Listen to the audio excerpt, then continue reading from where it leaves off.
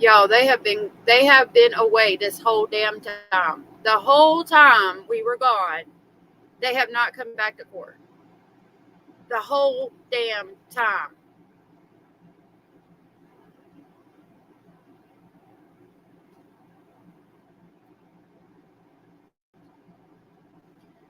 What in the Sam hell?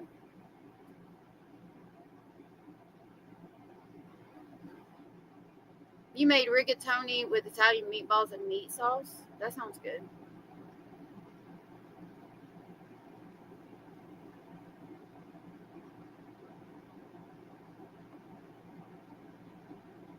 You move that and try to make it full screen so that it'll come in better.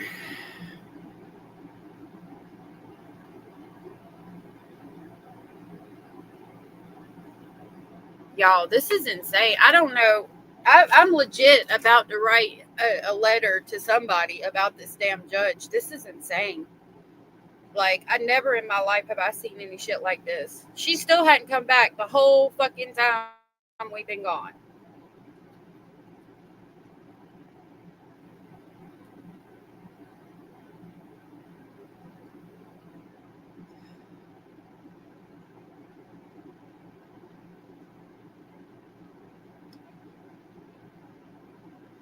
Okay.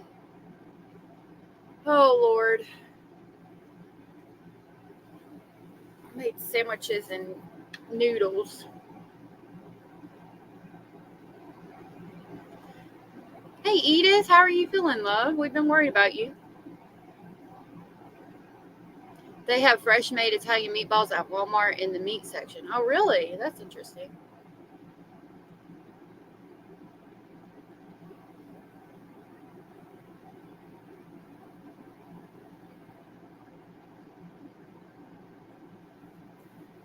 Never in my life have I seen no shit like this. This is like I'm about done even trying to string this straw at this point.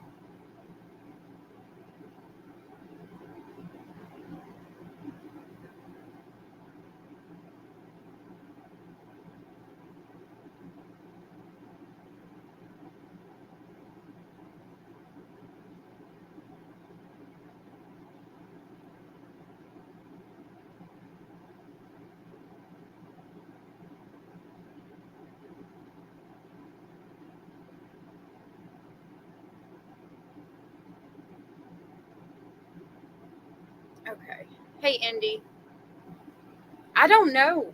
I don't know, but I'm legit gonna call somebody or write somebody or something because this I've had damn enough of this. This is beyond unreasonable at this point. She still ain't been back since mid morning break, and it's freaking 2:04. Like, even if you decided to go ahead and take lunch or whatever, like you still ain't back. We still are not back. You're still late.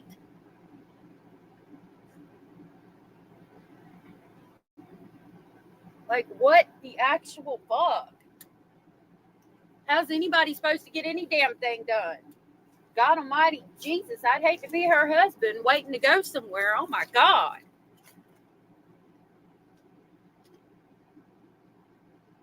Evidently.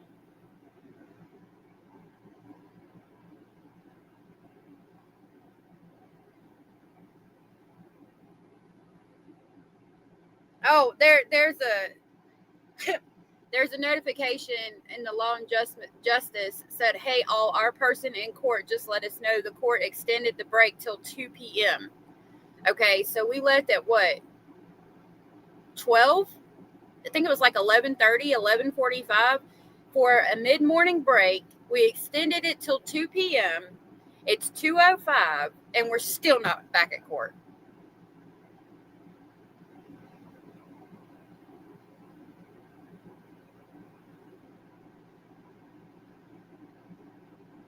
Like,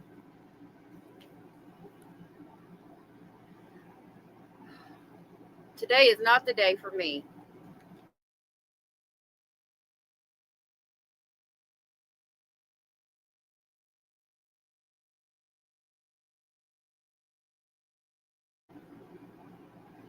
Oh, Mercedes. No, we're back. judge ain't, but we are.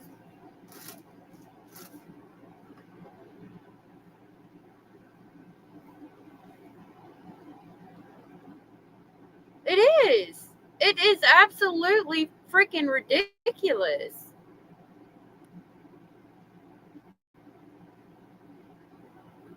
This is the city of Ansonia, state of Connecticut, judicial branch.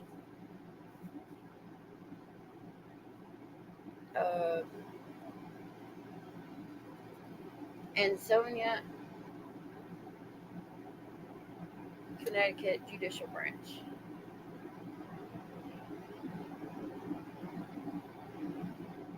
I'm legit writing an email. I'm writing an email to the clerk of court or somebody to say, look, I don't know what the y'all got going on up there, but when you've got people streaming a trial and you got people waiting to have court and you can't even be in court and you're taking freaking 3-hour breaks and shit out of nowhere and you break every 30 minutes to begin with, like there's a freaking, do you realize that you're on TV? Like, do you not realize that? Do you realize there's thousands upon thousands of people waiting for you to sit your ass in that judge's seat so we can get back to court, and you just can't do it? I got a big, I'm done. I'm done with this court.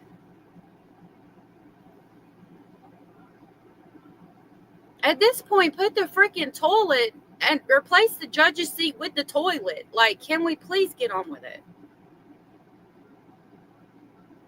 I'm going to try not to squish the basil. He's over there. He's safe. They should have interactive trials where those watching the stream can type in comments to be seen by everybody in the courtroom. TLC should get on that idea. Yeah. I mean, people are typing in the law and crime chat, but they're, even for a trial this big, law and crimes chat is at 668 people watching. I mean, that should tell you something right there. Usually it's a couple thousand.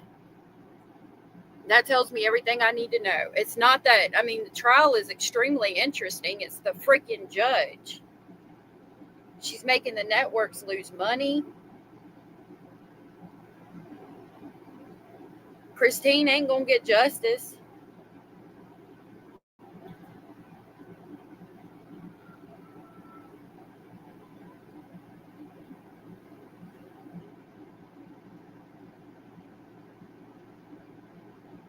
They're saying, what's going on? I've gotten so much done waiting, LOL. They never said with the plea deal, but I'm assuming probably 25 years at least, but you know what? I'm glad he didn't take it because he's going to get life. This court is always on break. What is going on with this trial? Not sure what the delay is at the moment. Our team is still waiting to be led into the courtroom. Y'all. I got to wait 5 minutes before I can type. Their moderator, the person said, not sure what the delay is at the moment. Our team is still waiting to be led into court.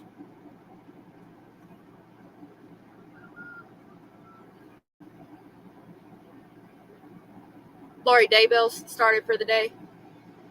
I was just at Lori's trial on another channel and ran back. The chat was literally nasty with a few trolls. We have the nicest and best chat. We do. I love our chat. Y'all are so sweet and supportive. By the end of the trial, the jury won't forget where they are. Right. Why they are all there, excuse me. The judge might be really good at her job, but if they need to get their shit literally and figuratively together. Yeah, they do. Yeah, Smack Daddy is over there.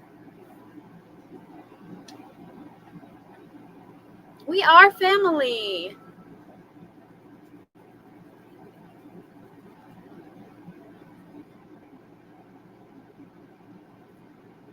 I mean, even if like another jury person is left the courtroom or is not coming back to trial or whatever, like, you should have figured that shit out. You've had almost 3 freaking hours. Aw, overprotected. Thank you so much for the support. That was so sweet of you. I really appreciate the super sticker. Thank you so much, sweetheart. That was so sweet. Thank you. I really appreciate that. Thank you. You're so generous and sweet. I like your name too, Michael. We usually have a lot more people here, but when I stream trials, not everybody gets into trials.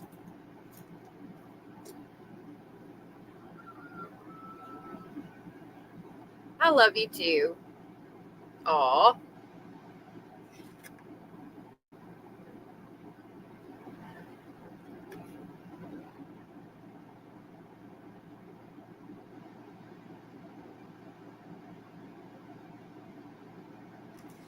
They're asking when is the medical examiner supposed to testify?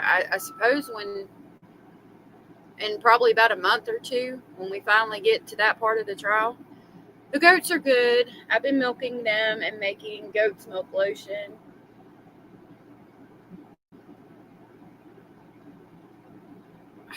Hold on a minute.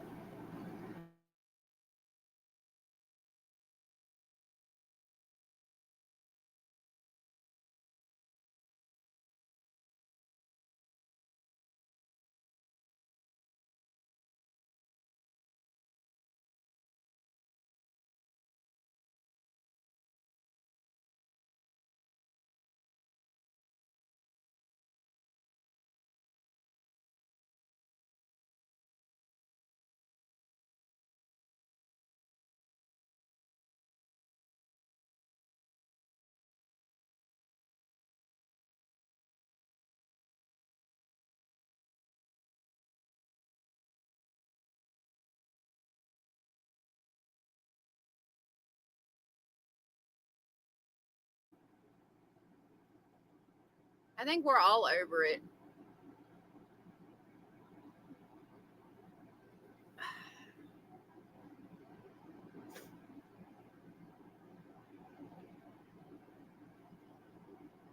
Like 15 minutes late after a 3 hour break.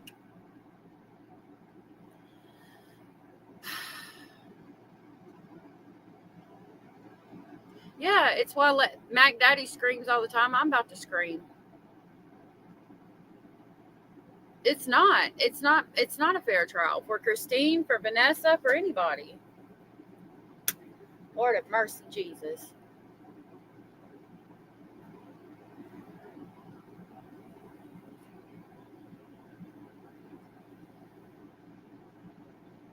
I'm about to look up the phone number and call it, ask whether they get back to court. Um, this be Superior Court, City of Ansonia, Connecticut, Judicial.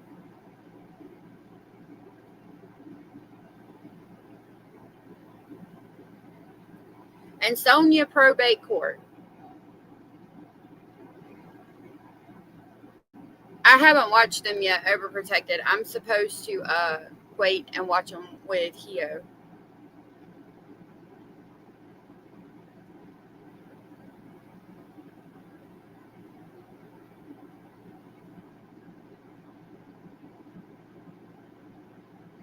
All right, she got about 3 minutes to get to court before I call the courthouse.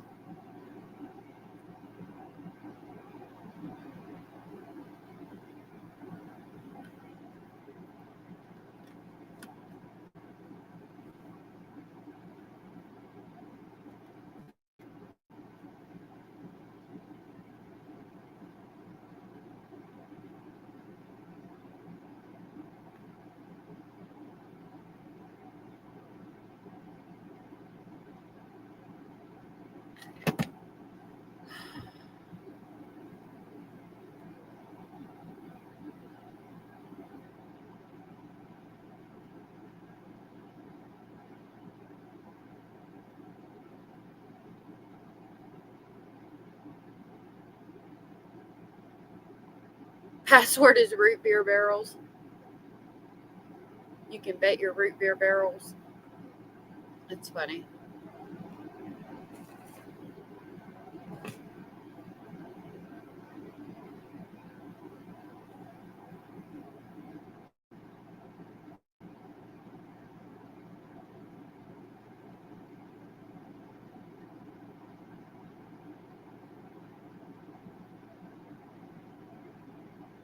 Let me see what they're saying in their chat.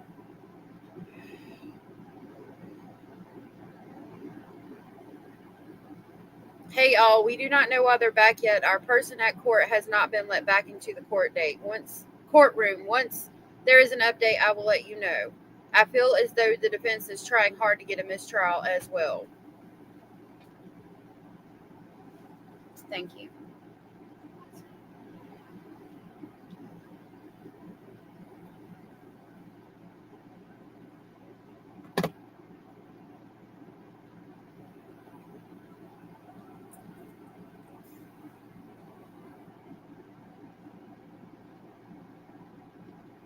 Yeah, I can show them to you. Hold on. Hold on. I'll grab him.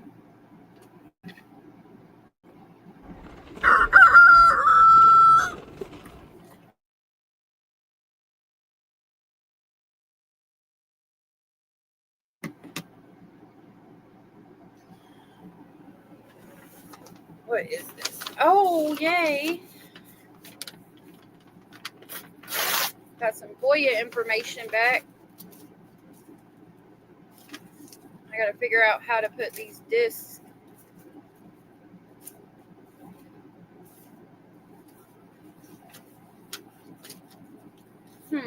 How can I transfer stuff that is burnt onto a CD into my computer? I'm not sure. Justin Foyer. Huh, that's interesting. Got seeds to plant. I got Montana Red Eagle corn. I got some aster. Some purple flowers called nicotina. Some coxcomb. Some interesting little peppers. And some lettuce for free. And then I got Montana Jewel corn. I don't have an external hard drive. Is that what I need? Hey, Ava Sim. You keep messing with me, I will go plant my seeds. So okay, I got FOIA request information back, right? But they're like on CD, writable CDs, from like the 90s. The case isn't from the 90s, but I need to get what's on these CDs onto my computer so that I can make them into videos. I'm assuming they're DVDs. Several audio. Yeah, there's CDs and DVDs.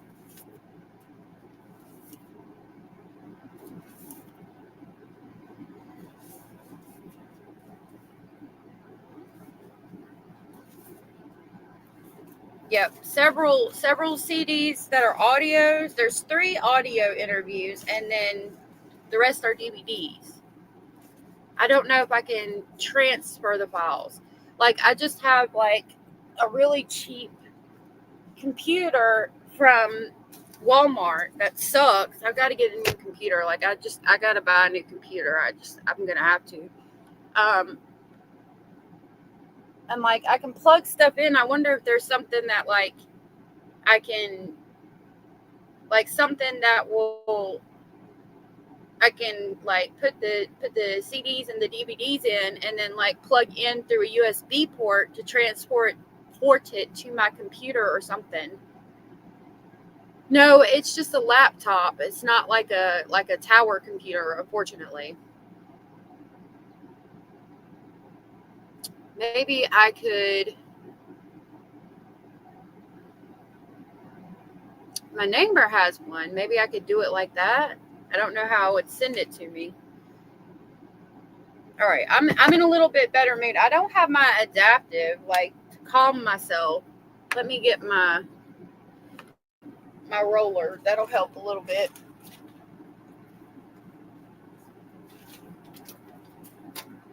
Hold on. Okay. All right. Thank you, Cara. External hard drive via USB. Okay. Do you know, like, I'm gonna check DMs. Do you know, like how much an external hard drive would be? Is it like hundreds of dollars, or can I get them for like 40 or 50?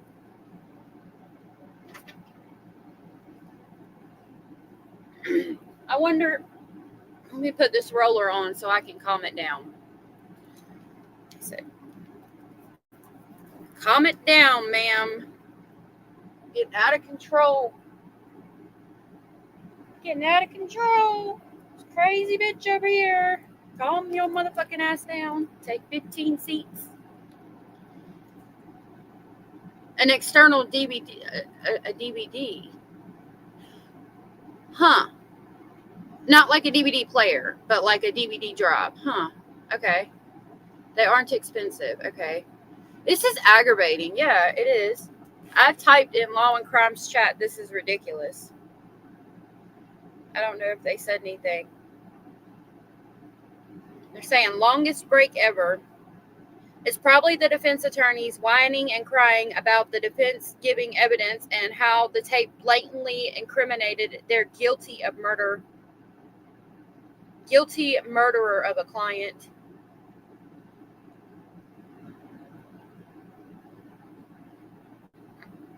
Yeah, all they're saying is they will Pearls, almost endless storage. There is an external hard drive on Amazon for one. That's 1 terabyte for $55. Oh, how awesome! I might be trying to get that. A website that might help. Okay. Yeah, like $55. That would work great. Be looking into that. I reckon I can pull up my seats. Oh my goodness, Abellas. That is not why I was saying that. I was legitimately trying to get help because I'm not technically savvy. Thank you. I appreciate it. And I didn't know y'all heard me asking for crackers for Basil. The kids said there aren't any, but I'm going after Court gets done. I am going to the store to get him crackers. He's got some animal crackers, but they're broken. Thank you, Abellis. That was very sweet of you. I really appreciate that so very much. Thank you. Thank you so much. I really appreciate that. I want you to know that's not what I was saying. I legitimately was just trying to get help, but thank you so much.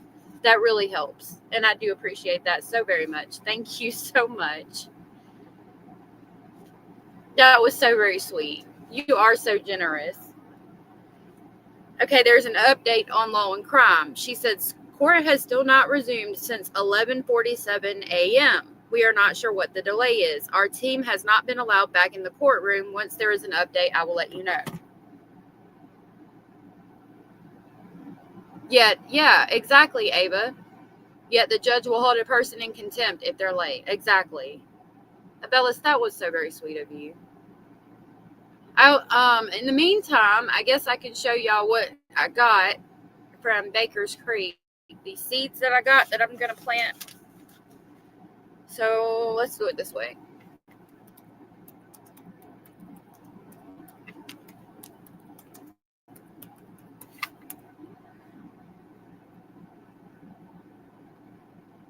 I'll show y'all what I got. And I've been making videos for my members only, right? And sharing what I got, what I planted, and things like that. Pearl, good to see you, said, I had 90,000 regular songs and 90,000 karaoke songs on one hard drive that was 1 terabyte. That's amazing. All right, I'm going to look into that. So you said get an external hard drive back up to the drive, then transfer to PC. Okay. Thank you guys. I appreciate it. Abellis, I hope you didn't leave. I mean, I didn't mean to upset you if I did. I hope you didn't go nowhere. Hey, indie girl. Okay. So let me show y'all what I got. Let's look it up. These are called CHERIO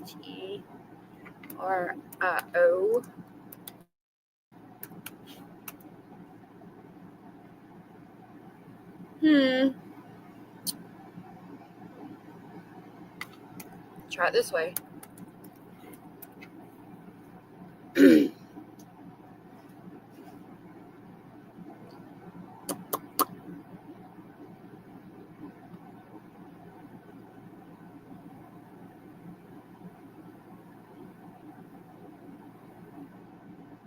Okay.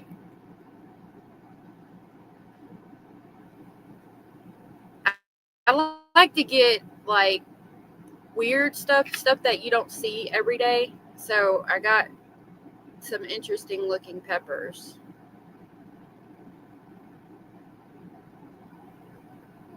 Oh my goodness.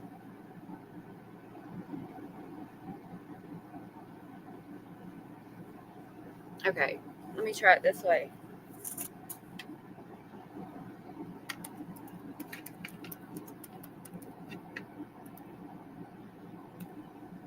There they are.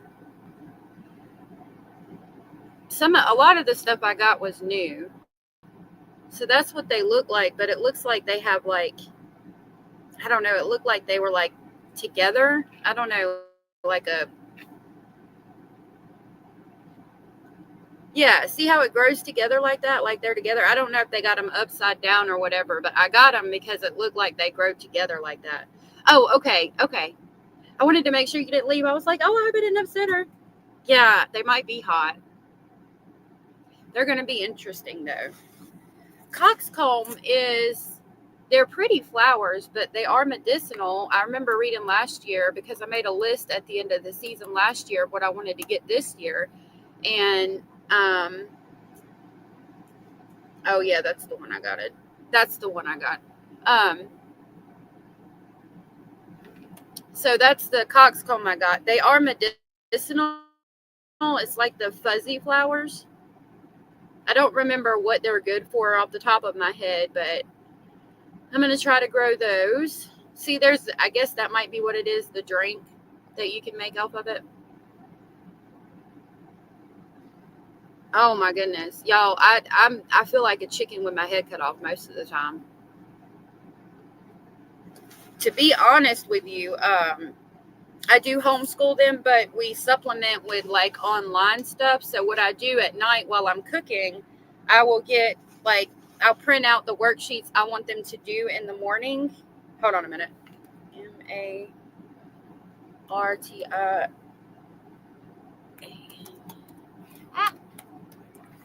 Okay.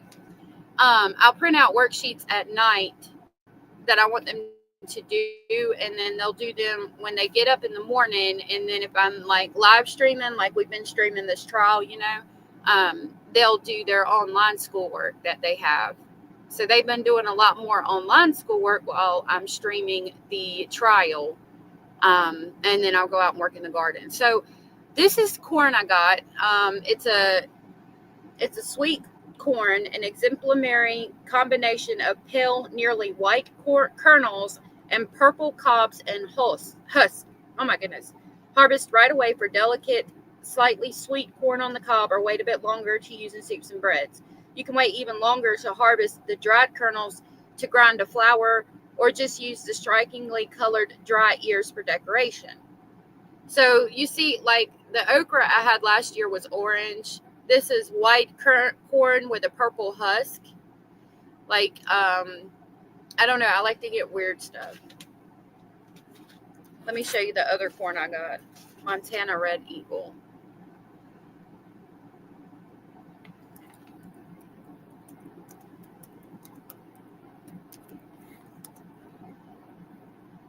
Yeah, this is the other one. So it says each kernel has a ruby colored eagle marking when given adequate spacing. The plants typically produce 2 ears. The ears are long and slender, averaging 8 to 9 inches. This hardy corn is descended from the historic Native American variety and varieties bred by Ed Schultz in Montana. After years of crossing and selection, Schultz produced a stunning and delicious corn that echoes the appearance of ancient varieties. And everything here is like non-genetically modified and heirloom. So I thought that was pretty interesting, the white and the purple with the corn. And then I got aster and nicotina. Aster is medicinal. I think I just got the regular aster. Um, Valkyrie yellow, yes. They are medicinal, and I've been trying to grow them, and I can't get them to grow. The other thing I really want to grow is comfrey. I've got a bunch of comfrey, but I can't grow it myself. I've ordered comfrey to use in salves and things online, but I'm trying to grow all that stuff. So yeah, I'm going to try again with the aster. Michael said, I grew purple okra from Baker's Creek a few years back. Yeah, I've got orange jing okra, Lord of mercy, okra, and they're pretty interesting. I actually grew quite a bit of them last year. So that's the aster I got. And then the last thing I got is this. Now, I got some of these last year, but I couldn't get them to grow either, so I'm going to try again. I just saw them. I tried the Bronze Queen last year. So, nicotina seeds, a heavily scented nicotina with sumptuous star-shaped blooms, the color of plum jam. These 2 feet tall plants produce a spray of deep purple flowers that will enrobe the garden in sweet fragrance, beckoning unique pollinators like hawk moth to your garden. Tuck them into the cottage garden beds, borders, and containers for an unforgettable aromatic experience. So that's what I got in this order, and then you get a free, like if you order enough, you get free seed, and they gave me some lettuce. Black tulips, is that what they are? Heliotrope. Let me try that. Let me look it up. Helio. All right. Hold on, we'll look it up together while we wait for Court to come back.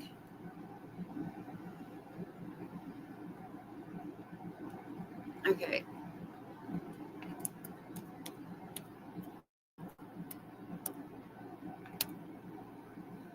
Let's see. Oh, I've seen those, I do believe. Those are pretty.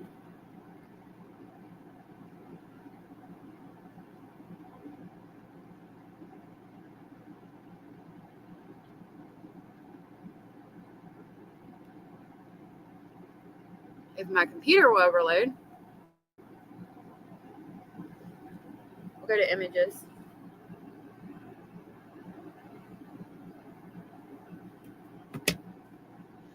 Oh, those are really pretty. I like those. I like the white and purple.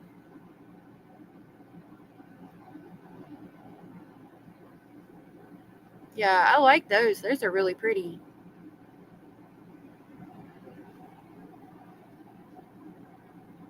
I like desert roses and ghost orchids. I've seen a desert rose rock. I think those are interesting. What are ghost orchids?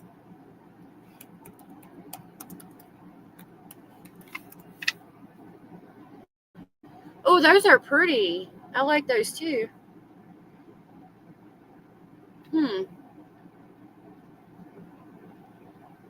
How interesting.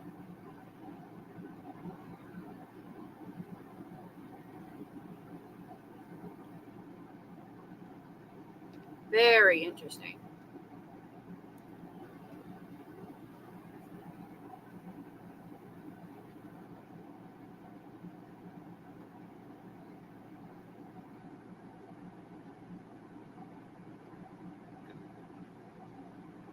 The scent, they smell really good. That's so cool. I'm smelling my adaptive and calming down. I was not in the mood when I came back and this judge was not here. Still not here. What is it? 2:36. Let's just call it quits for the day. Lord knows she does. Yeah, I would assume that they could only grow in a specific environment. We've got honeysuckle grows here and blackberries, and then we have wild muscadine grapes, which those are pretty common in the South, and I use them for all kinds of things. I made goat's milk lotion. What was it? Saturday night I made goat's milk lotion, and it's got goat's milk, castor oil, and shea butter in it. And I had to put a preservative because it is, milk. But everything that I use in it is natural. So like even the preservative is a natural preservative, which is exciting. And it was the best lotion I have ever made. Like I've been making lotion over the past year, but it felt greasy. Like some of it would be greasy. This one was a little thin, but it's perfect for like a squirt bottle or like a pump bottle for lotion. It's perfect for that. And it did thicken up. I left it overnight. Actually set it in the refrigerator overnight and pulled it out, and it thickened up, and it's been, pretty good ever since. I would like to make a whipped goat's milk lotion, but this one turned out really good. I think I'm going to do a tutorial on it.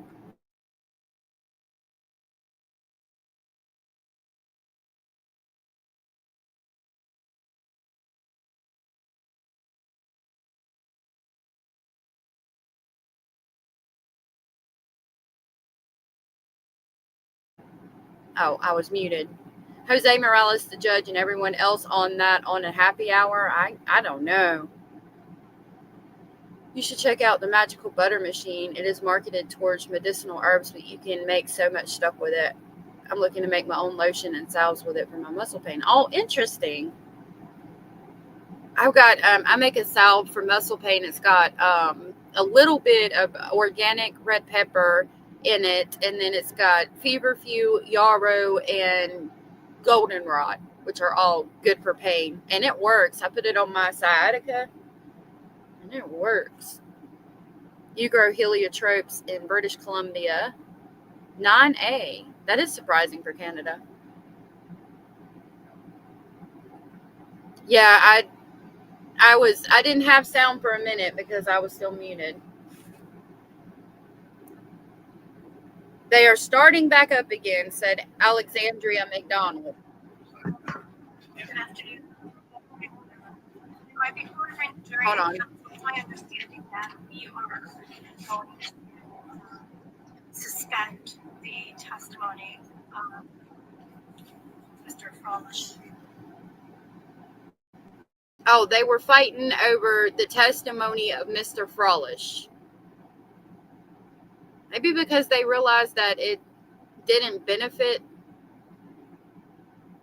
the defense or the state, because, I mean, he was obviously highly inebriated.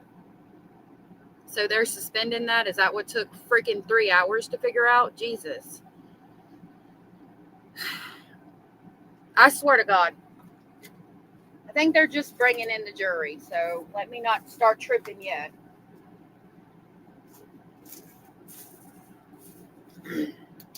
"39 minutes late, ma'am."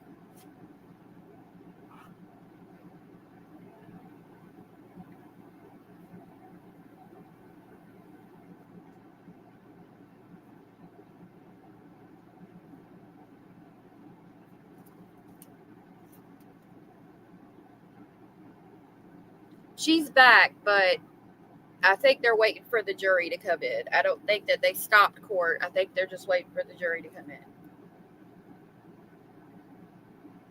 Julie Schwartz said, "For some reason, I don't like this judge at all."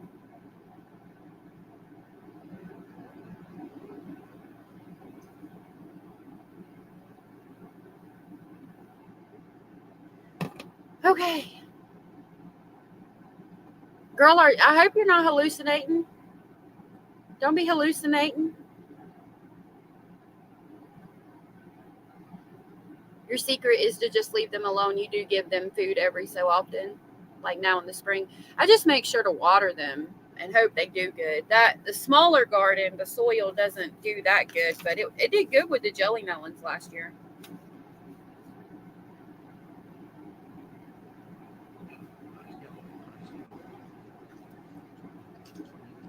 All right, we have volume back in the court.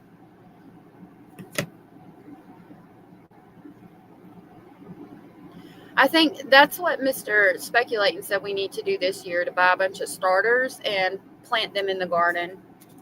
So court is back in session. Thank God. Officially, court reporters here. Record is being made. Counsel, it's my understanding in order to accommodate certain scheduling matters and other administrative affairs, counsel has agreed and the court has consented to suspend the continued testimony of Mr. Frawlish and call another witness to the stand with the intent that Officer Frawlish will be recalled to the stand at a later time. Is that my understanding? Yes, Your Honor, to complete the direct examination. Yes. All right, very good. So I am going to just let the jury know that we are interrupting the direct examination of Officer Frawlish for the same reasons just stated herein, and then we'll have another witness ready to call. Is that correct? Yes, Your Honor. All right, very good. We have one, we have Detective Hart ready, but I don't think he's going to be a very lengthy Okay. witness, Your Okay. Honor. And then I assume we would start back up with finish Frawlish tomorrow. We'll certainly try. All right, so thank you. So Madam Clerk, if you'd please bring the jury in. Thank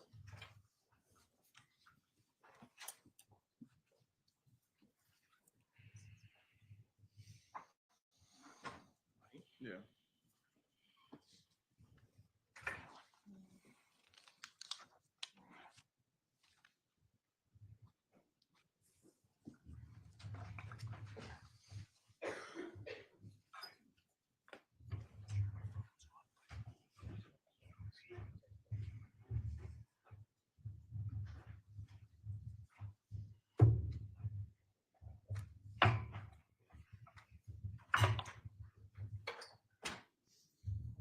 All right, good afternoon, ladies and gentlemen of the jury. Welcome back. Counsel, please stipulate to the return of our jurors. Stipulate to the presence of jury, Your Honor. All right, thank you. Ladies and gentlemen of the jury, when we recessed, Officer Frawlish was on the stand and the state was conducting its direct examination of Officer Frawlish.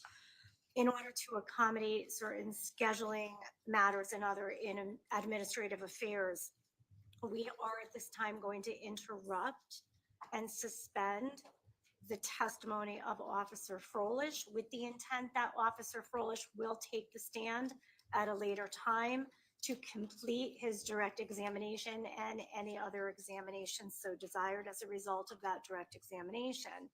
At this point in time, the state will be calling an additional or their next witness to the stand, okay? So I didn't want there to be confusion on your part when you saw a different witness coming to the stand and taking the stand.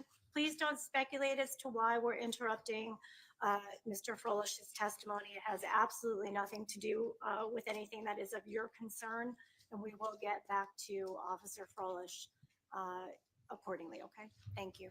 Counsel? Thank you, Your Honor. The state will call Brian Hart to the stand. Thank you.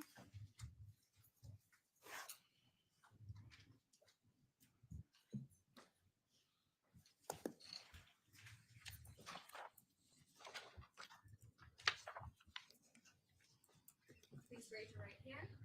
Do you solemnly swear to solemnly and sincerely affirm, as the case may be, that the evidence you shall give concerning this case shall be the truth, the whole truth, and nothing but the truth, so help you God, or upon penalty of perjury? I do. Please state your full name, spell your last name.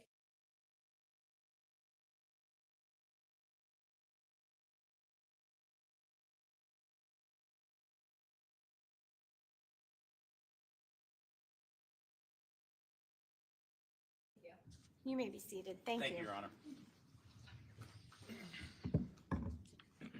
May I inquire, Your Honor? Yes, you may. Good afternoon. Good Brian. afternoon. Can you please tell the ladies and gentlemen of the jury who you're currently employed by?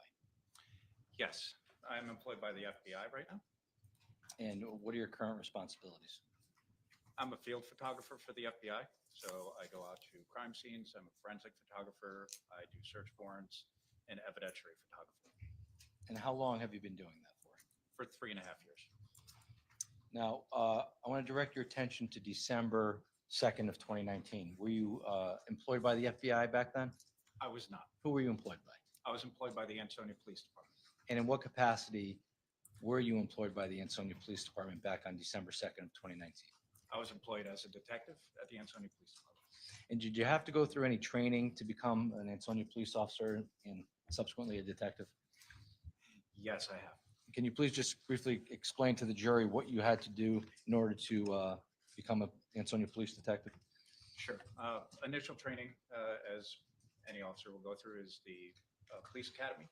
Then as time went on, I went through basic crime scene schools. I went through ballistic training, went through a lot of different types of investigative work to include eventually becoming an internet crimes against children investigator, serving hundreds of search warrants on crimes having to do with cellular technologies, with different electronics components to them, technology-related stuff.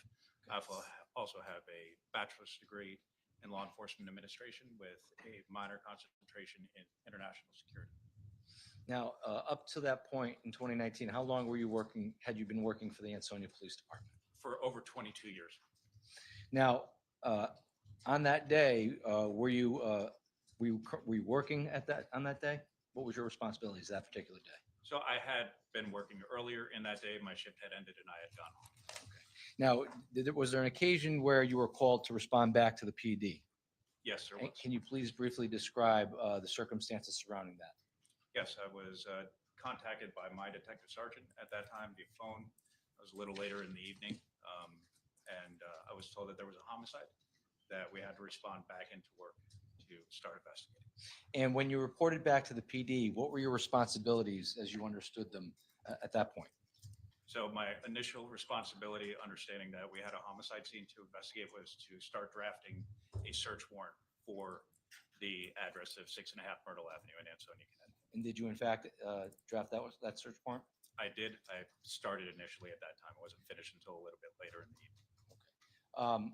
What else did you do in connection with, well, withdrawn? So what address was the search warrant for? The initial search warrant was for 6.5 Myrtle Avenue in Ansonia. And did you do any other search warrants in connection to this investigation? Can I clarify? Sure. As a whole? Sure. Yes, I did. Okay, how many did you do? More than I can count, probably upwards of 20 to 30 search warrants. Now, based on what you knew at the time, was the 6.5 Myrtle Ave search warrant the only one that you did on that particular day? On that particular evening, the 6.5 Myrtle Avenue search warrant was the one that I began on. The circumstances as you understood them on December 2nd of 2019, was there anything else that you did in connection to the decedent in this case? Yes, we were aware that the known victim in the case, or who was believed to be known the victim in the case. Objection, Your Honor. All right, again, I'll strike the word victim. If you're referring to the decedent, let's keep it to the decedent or the name of the person, which is Christine Holloway. I understand, Your Honor. Thank Thank you.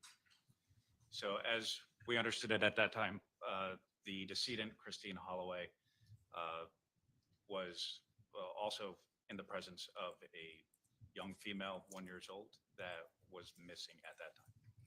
And in connection to Ms. Holloway, were there any steps taken by you to locate anything connected to Ms. Holloway? Yes, I initiated exigent circumstances request to start to locate Ms. Holloway's phone. What was the purpose of executing an exigent circumstance request? At that time, we did not know where the child, Vanessa Morales, was. She was believed to be in danger, and Objection, we Your were Honor. Well, what's It's the not basis? responsive to the question. All right, so the question was, why were you executing an exigent circumstances request? I believe it is in response if that's the basis for the request. Exigent. All right, overruled. You can answer. okay. Shall I repeat my answer or Please. just continue? You could just continue. Okay, thank you, Your Honor. Thank you. So the exigent circumstances request was in response to the child was missing, believed to be endangered. We did not know what state she was in, and we did not know where she was located. So in order to do that, we had information from previous investigators who spoke to the fact that they had been trying to get in touch with Christine Holloway and with her phone, and that her phone was going straight through to voicemail. So that being the case, I initiated exigent circumstance request with her phone carrier, which was Verizon, in order to locate the last known locations of her phone in order to try to locate Vanessa. And in relation to that, were you able to determine the last known location of Ms. Holloway's phone? When I got in touch with Verizon and initiated the request, they were able to tell us that the phone was pinging in specific locations further up in Naugatuck. Now, in addition to the exigent circumstance request, withdrawn, the exigent circumstance request, was that a request just done, requested on December 2nd of 2019? Initially, yes. At any point, was that expanded? Bye, Ava. Good to see you. Love. Can you please explain why it was expanded? Yes, as we continued the exigent circumstance request, I had been asking Verizon for real-time, what we would call pings, which are location information for where the phone was located. And at that time, going into the 2 o'clock, 2:30 timeframe in the morning, they were able to give us specific locations that they were able to say that the phone was located at. Following that, we began to receive less and less information from the phone, indicating that the phone's battery may have been exhausted. So what we did from there was then call back Verizon to give another exigent circumstance request to ask for the previous days, several days, going all the way back to Friday, the 29th, I believe, in order to get more precise location information as to where the phone was. And I'm going to show you just briefly. States 161, page 24. You know, you just talked about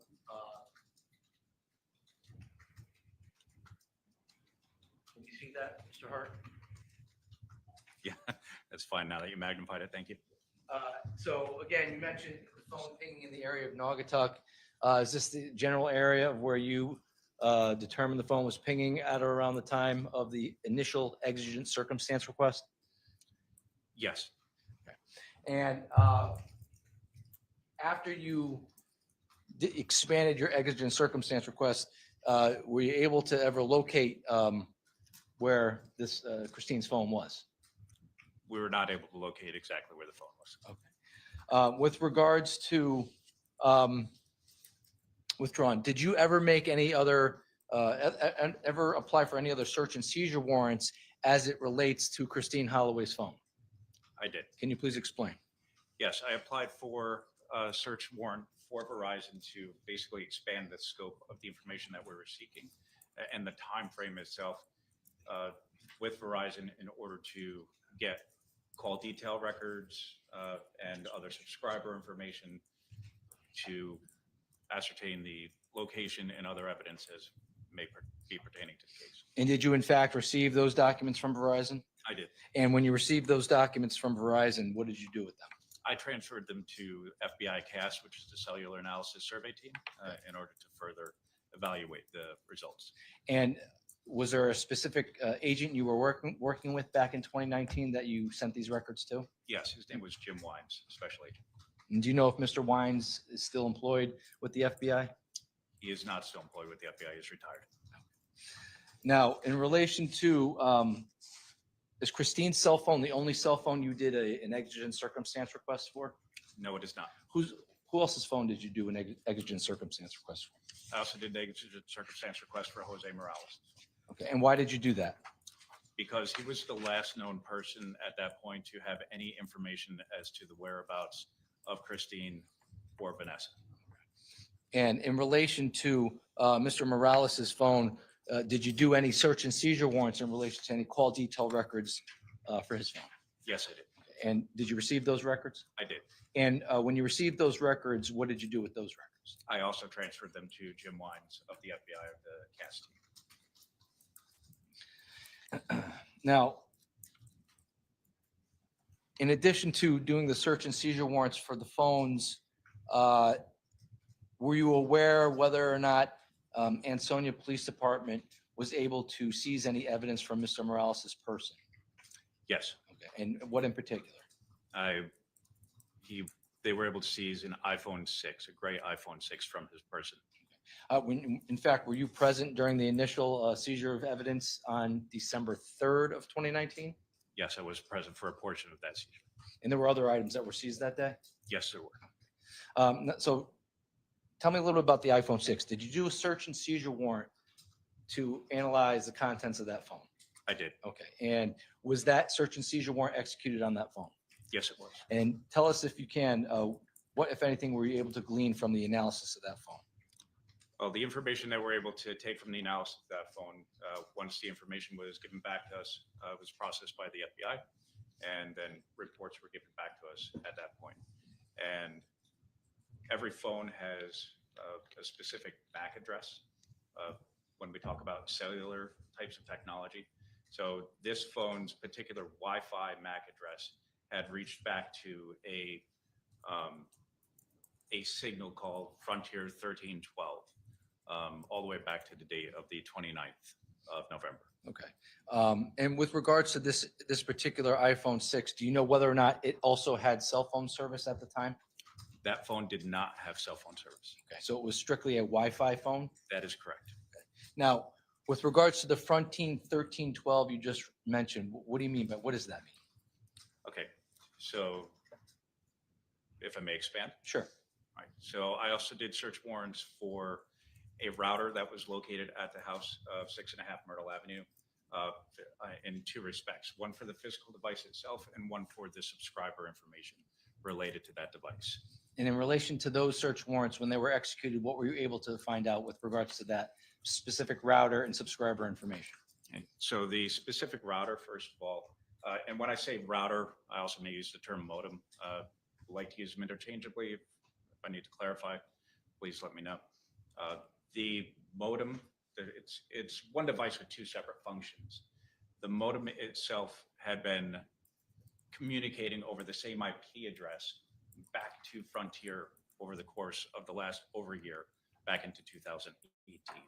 That was the first thing. Second thing was that the router itself was registered to Jose Morales with a billing address of 6.5 Myrtle Avenue, Ansonia, Connecticut. And in relation to the iPhone 6, were you able to determine if that iPhone was in proximity to that router at all during the period of 11/29 to 12/2 of 2019?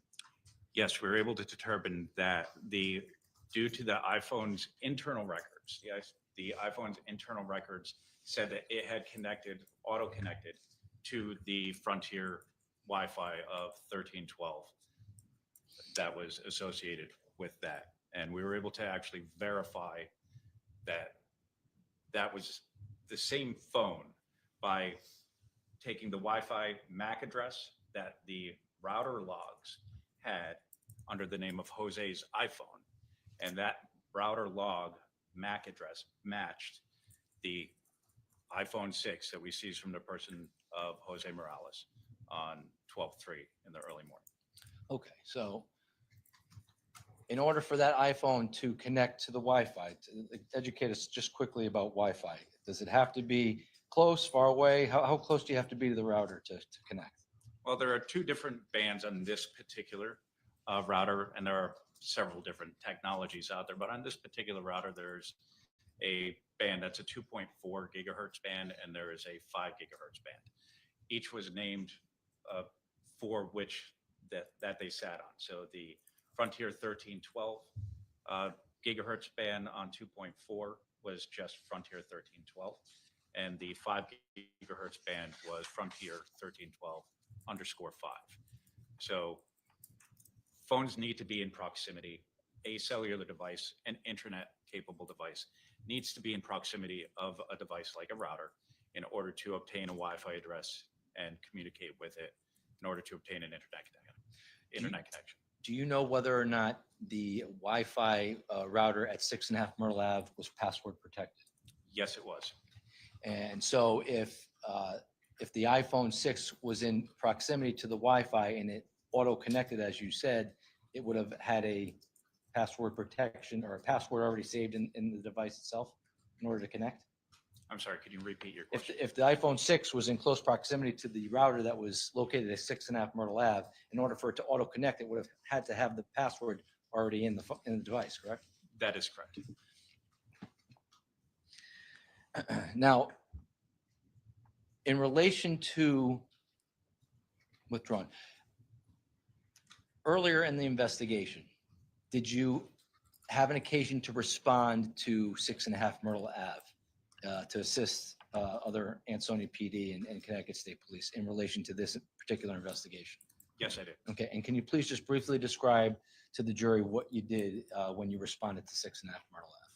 Yes, we had re-entered 6.5 Myrtle Avenue after Christine Holloway was initially found deceased, and we were unable to locate Vanessa. At that point, we went in under exigent circumstances, myself and one other officer. We had donned protective footwear in order to cover our boots. We had donned gloves to make sure that we kept the crime scene safe and evidence intact. Went in searching for Vanessa. I love y'all's in story. places that the original patrol officers we went to may not have looked. So we did a little bit more of a thorough search and looking in spaces where a child of that size may be. And in doing so, I recall passing across a couple different items in plain view in the house. Now, one item in particular that comes to mind to you is what? A diaper bag. And what about that diaper bag kind of made it stick out to you, and why?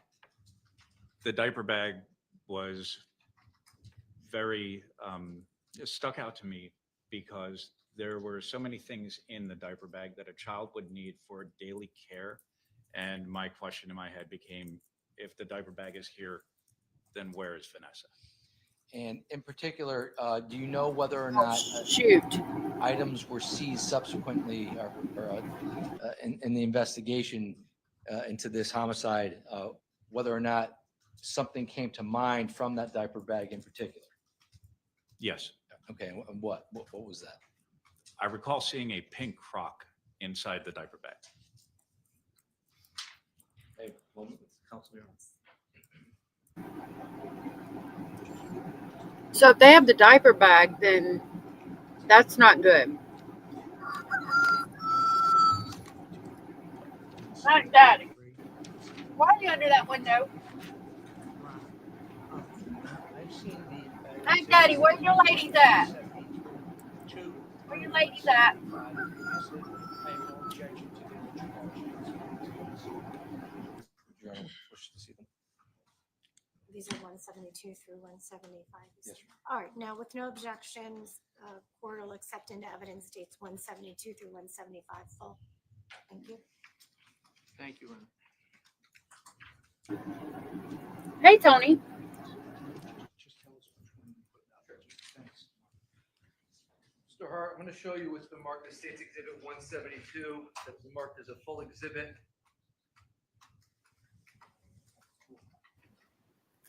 Good to see you. I'm glad you missed me being highly angry. I do.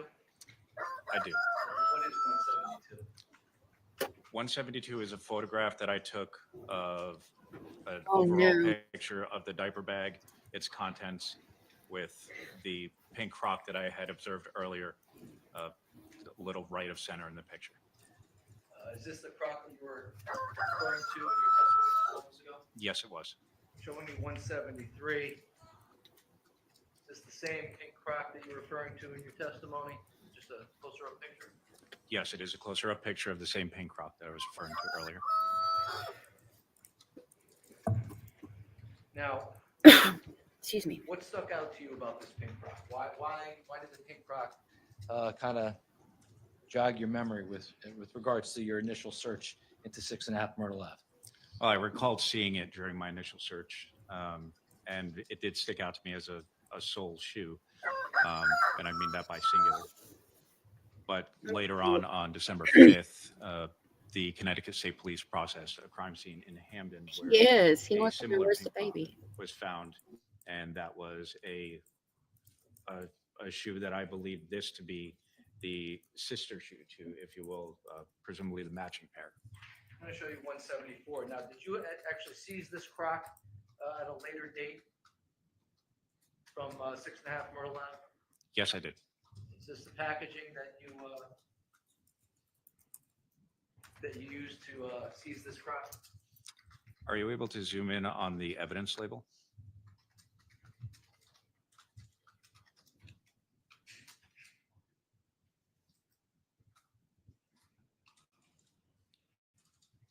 Yes, if you look down on the bottom part of the evidence label, you will see that it is seized by Hart, Brian. Finally, were you able to, subsequent in this investigation, were you able to ever go to the Ansonia Police Department and review this crock that's the subject of states 172, 3, and 4, next to the other crock that you say was seized by the Connecticut State Police? Yes, it was. I'll show you 175.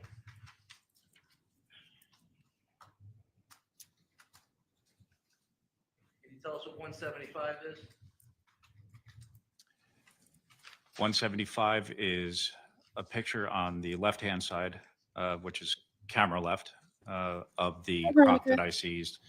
And the one on the right, which appears to be the matching crock, was the crock that was seized from the Hamden crime scene by Connecticut State Police.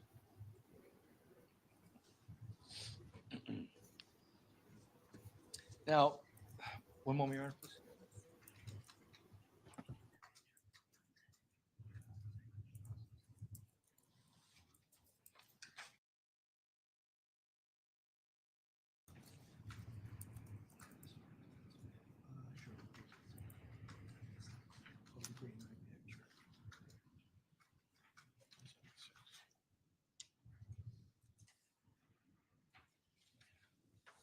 Your Honor, may I approach the witness? I'm going to show you what the marked States Exhibit 176 for identification purposes.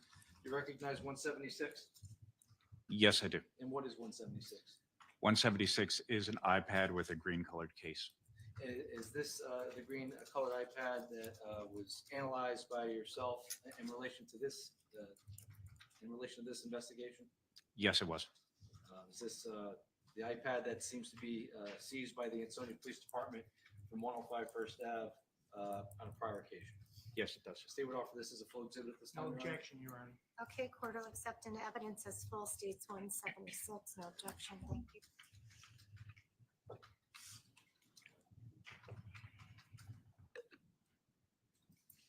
Can you see that, Mr. Hart? I can, thank you. Now, in relation to this case, you just testified that you recognize this particular exhibit. Can you tell the ladies and gentlemen of the jury what, if anything, you did in relation to this case with regards to this exhibit? Yes, I completed a search warrant on this particular exhibit. And that search warrant, as well as the device itself, were given to the FBI for forensic download. And do you know, in fact, whether or not the forensic download was successful? Yes, I do. And what, if anything, was gleaned from the forensic download in relation to this particular exhibit? Amongst other things, thing that sticks out in my mind with this is a particular string of text messages that were found between the username of Isaac Morales 100 and the name of Christine in the device itself. And did you have information at that time as to whether or not the defendant utilized this particular iPad? Yes, I had been told that he utilized the iPad as often as his son Isaac, and had utilized it as often as anyone, excuse me, as early, I should say, as the weekend that we were responding to that case.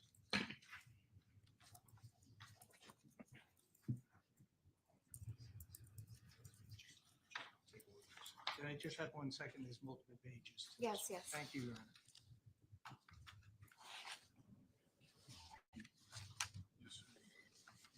What do y'all think about them having the baby stuff? Yeah, I'm surprised there was no objection. That's not good that they got the baby's crock and diaper bag. I thought that was still missing. 7 pages through 11/29/2019.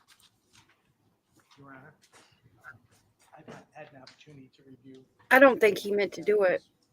I think it was the PCP. Thank you. Court will accept into evidence states 177 full, no objection.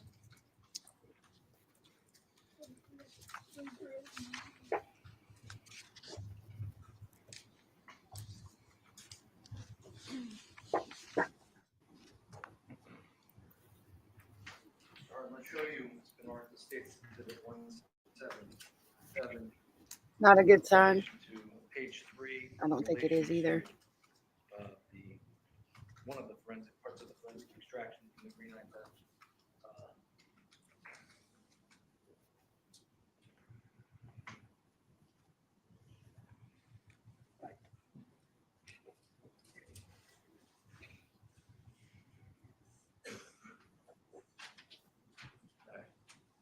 Can you tell us, there's a bunch of things on this document where it says You Isaac agree? Morales, 100 iCloud.com, delivered date. Can you please explain to the ladies and gentlemen of the jury what this means? As far as the delivered date? Yeah. When we're looking at the red date, as you can see a little bit further up on the screen, compared to the delivered date, red, and so on, and then a date further down that doesn't have any indicator, based on the way iPads work or iMessage or any text messages that are associated with Apple and iCloud. What it's doing is it's actually giving us an indication from the device itself at what time the action occurred. So if it's saying delivered, that's exactly what happened. The message was delivered to the recipient. And when we look down one more and see that it says that it's read, that means that it was read by the person who is in possession of the device at that time. So everything we're looking at right now is from the viewpoint of the person who is in possession of the iPad. So can you please explain where there's this colloquy between Christine and Isaac Morales, 100 at iCloud.com, where it says, where are you? Delivered at 11/20/2019, 8:53:09 p.m. UTC -5. Can you explain, is that when it was delivered? Is that real time? Is that UTC time? Okay, so a couple parts to your question, if I may address them one at a time. As you're looking at this particular one where you were referring to the one where it says, where are you? Correct? Yes, for example. Okay, as an example. So this was delivered from Isaac Morales 100 at iCloud.com on 11/20/2019 at 8:53 p.m. and 9 seconds, our time, Eastern time. Now, where you see UTC -5, that is because the device itself specifically is already set to Eastern time.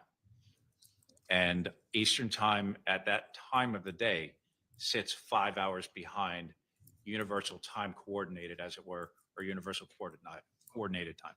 So if I wanted to know what the UTC time on this particular text chain, I'd have to add 5 hours? No, you're correct. If you're looking for UTC time, you would have to add an additional 5 hours to this time. Now, this particular chain, text chain, you read these text chains, this text chain? Yes, I did. And anything else stick out to you in relation to the back and forth between the email address associated with Isaac Morales and Christine Holloway? Yes, the text messages themselves contained intimate information and financial information that seemingly would be appropriate for two people who are in a relationship, as opposed to someone who was not in a relationship talking with a child. And again, just one more example of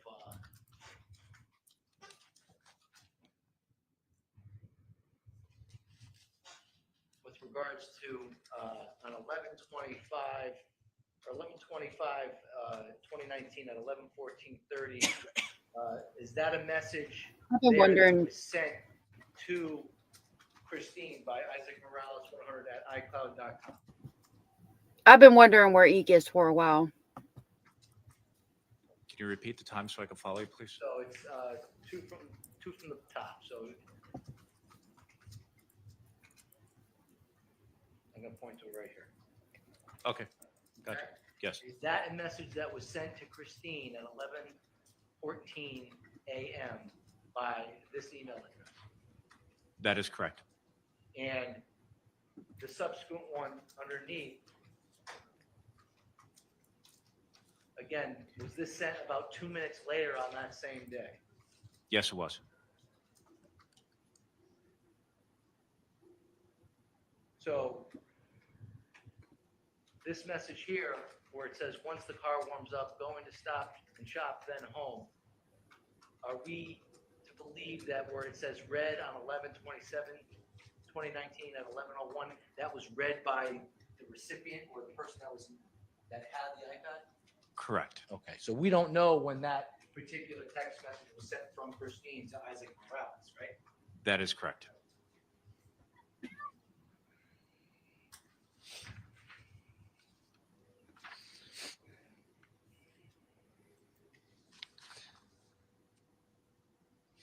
Now, in relation to some of the other search warrants that you did you have an occasion to execute any search and seizure warrants with regards to the defendant and his maybe social media? Yes, I did. And what in particular did you do with regards to his social media? I did search warrants on the Facebook accounts for Jose Morales' social media accounts. Did you in fact, when you did those search and seizure warrants, were you able to receive any information from Facebook with regards to that? Yes, I received over 400 pages of information responded to the search warrant.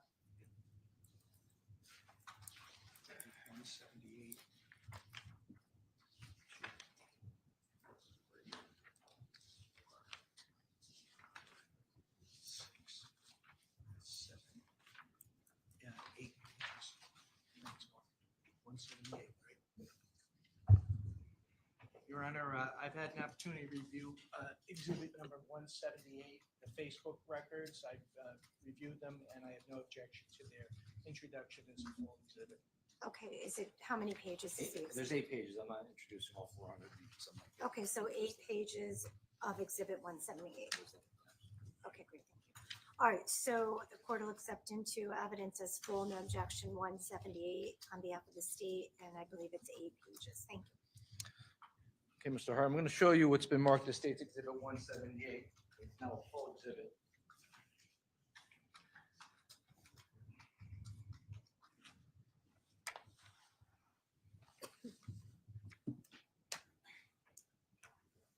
This is here to be page 1 or the certification page for the Facebook documents that you were able to obtain from Facebook. Yes. Now, I want to direct your attention to actually page 1. That was the certificate page. Here's page 1. Can you tell us the significance of this particular page here? Yes, so amongst other things, what this does is actually verifies that the registered email for the account was josemorales00@yahoo.com. So this was in fact the Facebook page belonging to Jose. That is correct. Were you able to verify whether or not that particular email address was associated with the iPhone that you talked about earlier? Yes, I was. Directing your attention to page 3.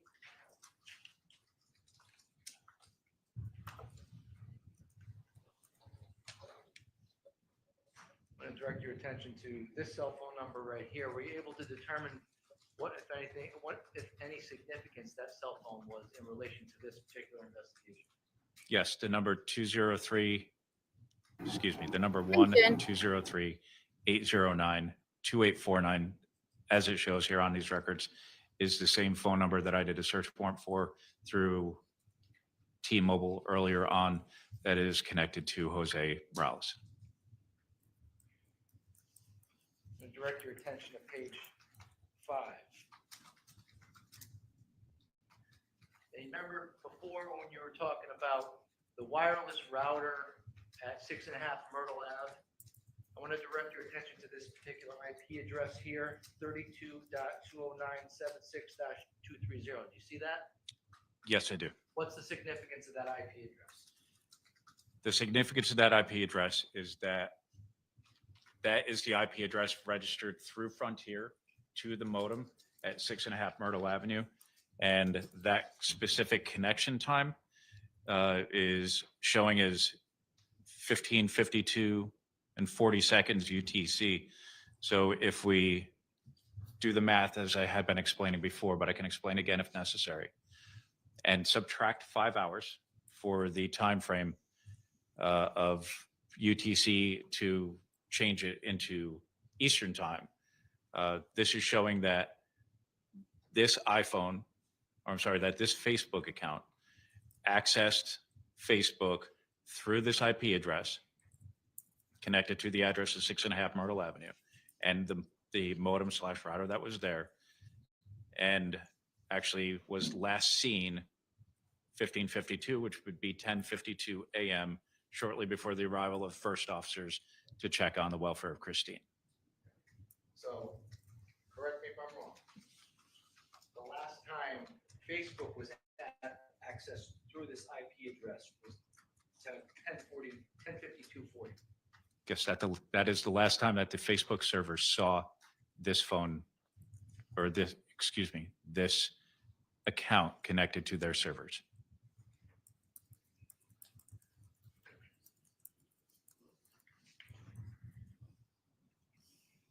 I'll just direct your attention briefly to page 13.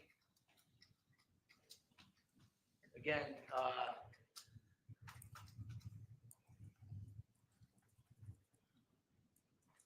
page 13 indicating the Facebook account holder in a relationship with somebody at this when this was created.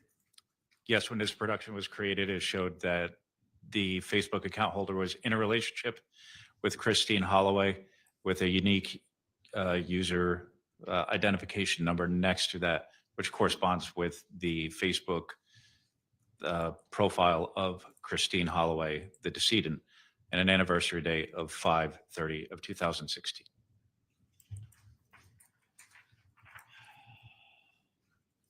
It was moving around. Yes.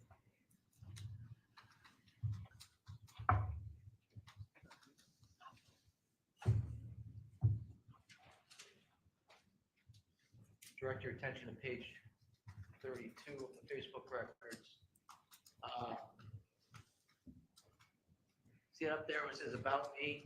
What does that mean about me with regards to Facebook? A person can input anything they'd like to describe themselves on their Facebook account. So in these particular records, this indicates that this person plans all the way to the end. The ending is everything to him. Right? Yes.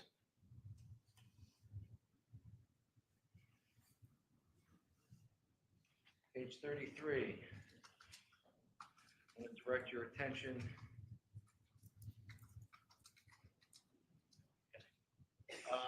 This right here, 12/1/2019. Can you tell us what this means here? 12/1/2019 at 23:56 UTC. Jose Morales and Eduardo Quinones are now friends. Can you tell us what that means? Yeah, so if we do the time conversion as I had spoke about before and subtract 5 hours away from this in order to bring it into Eastern time, we're looking at what would be 5 hours earlier in the day on December 1st of 2019, at which time Jose Morales accepted a friend's request from the user ID of Eduardo Quinones. Now, my math isn't that good, but does that mean at 7:53 p.m. on 12/1/2019, he accepted a friend request from Mr. Quinones? That is correct.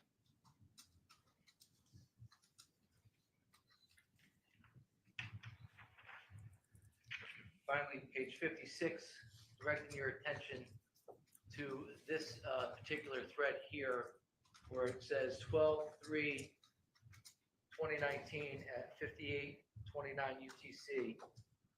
Christine missed your video chat. Can you just tell us what that means in relation to, what's the actual time? What does that mean in Facebook talk?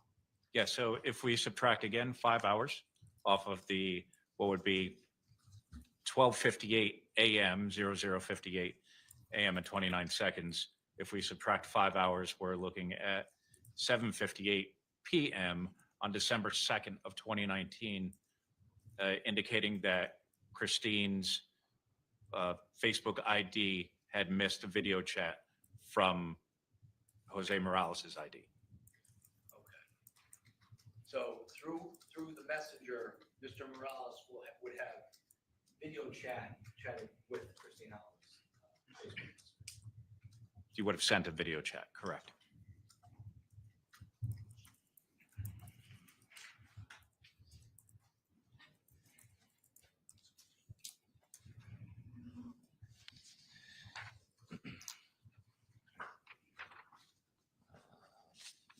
Let's have one moment, Your Honor, please.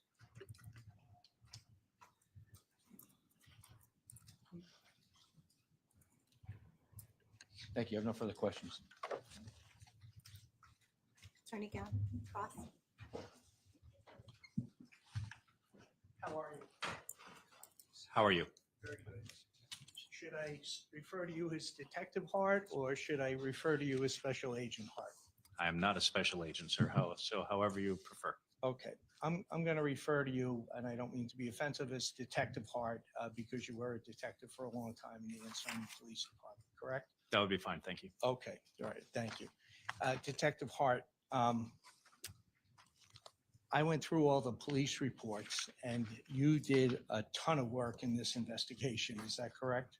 Yes. Okay, I want to, we're going to go back to everything that Attorney Durso just entered into evidence with you, but I want to start off just chronologically in regard to what the police reports indicate to see if that's consistent with your recollection of your involvement in regard to the investigation regarding the death of Christine Holloway. Okay? Okay. All right. So on Tuesday, 12/3, was that your first involvement in this matter? It was not. Okay. I want you to tell the jury what your first involvement was. I responded to work on Monday, 12/2, having been called in. Yeah. Okay. And that was to the Ansonia Police Department. Is that correct? And you were a member of the Detective Bureau. I'm sorry, you have to answer out loud. I was just waiting for you to finish your question. Okay. Yes, that is correct. Okay. So you were called in to the Ansonia Police Department, and approximately what time did you get to the Ansonia Police Department on Monday? I don't recall the exact time, but I do Approximate recall that there was a snowstorm and I probably got there somewhere between 9:30 and 10 o'clock at night. Okay. Was there somebody assigned as a lead investigator or a supervisory investigator at that time, sir? Yes, Who was that? I reported to Detective Sergeant James Froelich. Okay, terrific. And you had other detectives in the DB, in the Detective Bureau at Ansonia at that time, correct? That is correct. Right. And I know at least one of the detectives was out on a medical leave and another detective was assigned to a task force. Is that correct? That is correct. Okay. And so how many, besides Detective Sergeant Froelich and yourself, how many other detectives were involved in the investigation at that very early stage? Can I go by name? Sure. Detective Sergeant Froelich, myself, Detective Esposito, and Detective Tresser. Okay. And how about Detective Adcox? Do you recall him? Yes, I apologize. Detective Adcox No, as that's well. okay. Yes. Hey, it's 5 years ago. It's okay. So you go to the Ansonia PD, and then what happens next for you? What's your involvement next, sir? My initial involvement, as I said, was to start drafting a search warrant for the premises at 6.5 Myrtle Avenue. Okay. And that was because you wanted to have lawful authority to go into the premises, correct? That is correct. Right? The premises had already been entered into by officers from the Ansonia Police Department, correct?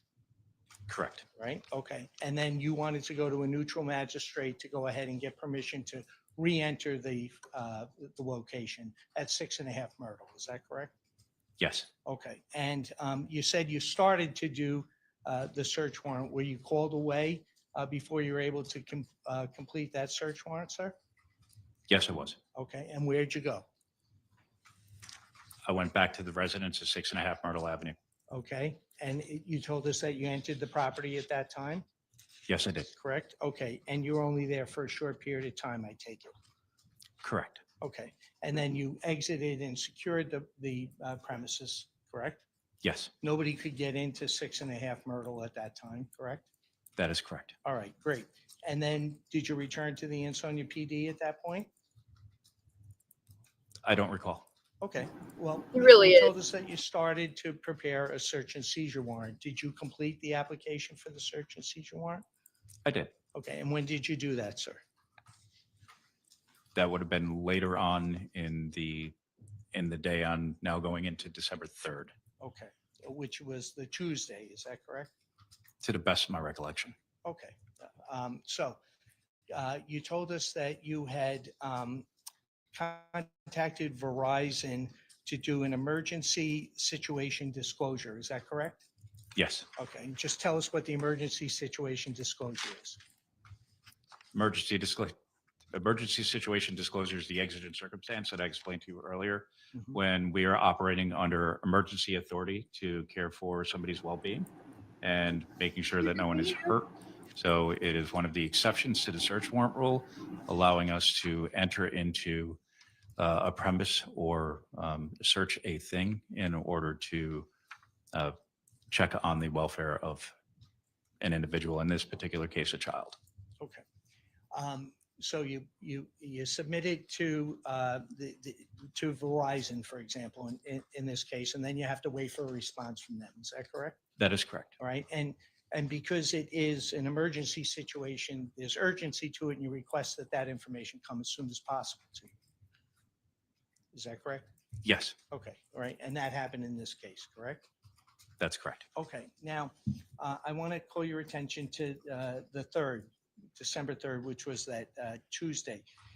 Did you also attend an interview with Jose Morales on December 3rd in the early morning hours at the Ansonia Police Department? I briefly attended a portion of the interview. I stepped in when I was called in there. Okay. Why don't we do it this way? Why don't you just tell us what you did when you were called into the interview? I was called into the interview room to seize certain items from Jose Morales by the 2 detectives that were in there at the time. And could you just identify the 2 detectives? They were Detective Stephen Adcox and Detective Sergeant Jim Froelich. Okay. And Detective Sergeant Froelich was there, and I just want to walk through this slowly and see if I have it correctly. You came in because Morales was there voluntarily, is that correct? Yes, Okay. And he had requested to leave, correct? I do not know. That's fine. But when you came in, you were chartered to go ahead and take items of his clothing, his cell phones, and his shoes. Is that correct? That is correct. Okay. And how did you do that? They were given to me. Okay. You went into the interview room, right? Correct? Yes, Yeah. And Adcox and Froelich were there, correct? correct. Right. And Morales, in your presence, was told he wasn't free to leave until he went ahead and provided the Ansonia Police Department with his clothing and his cell phones. And there was an issue with the shoes because it was snowing outside. Is that fair? That is unfair. Okay. What's incorrect about that? You told me that he wasn't free to leave. I was not privy to any part of that conversation. You weren't part and parcel of any of that? I do not recall those words being used Okay. that you used. Okay.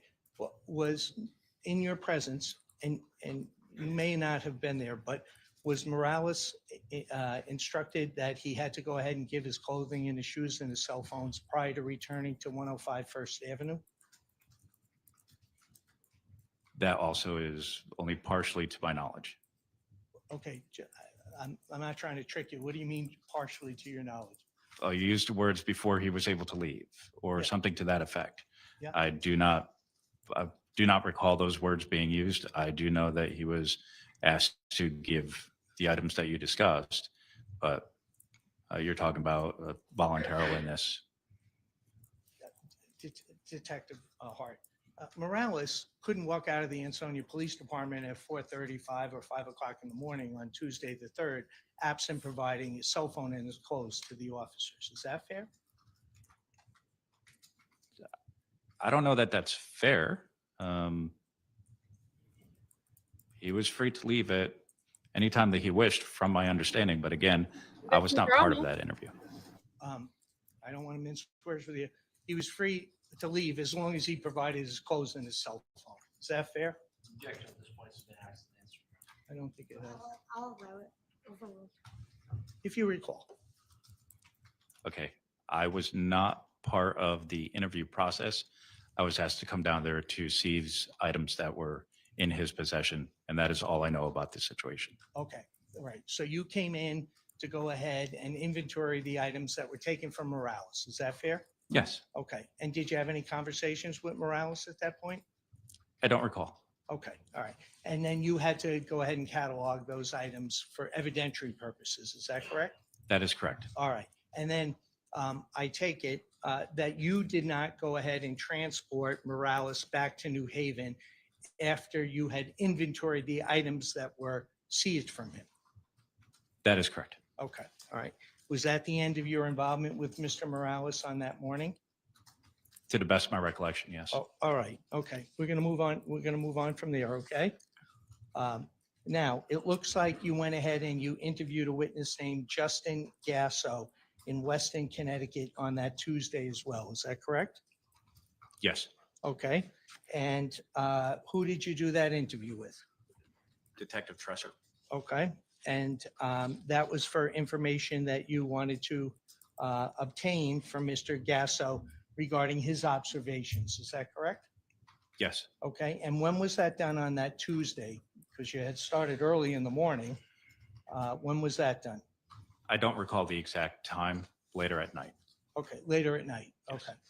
And then can I go to the next day? All right, which is the 4th, which is Okay. Wednesday, the 4th. Okay, Okay. just orient you there. Is that the time that you went back to 6.5 Myrtle to obtain the information on the modem, the wireless router? Is that correct? I would have to refresh my recollection with my report, but if that is what my report indicates, then that is correct. May I approach you on? You may. If I show you your report, would that help refresh your recollection, sir? Yes, thank you. Take your time. Thanks.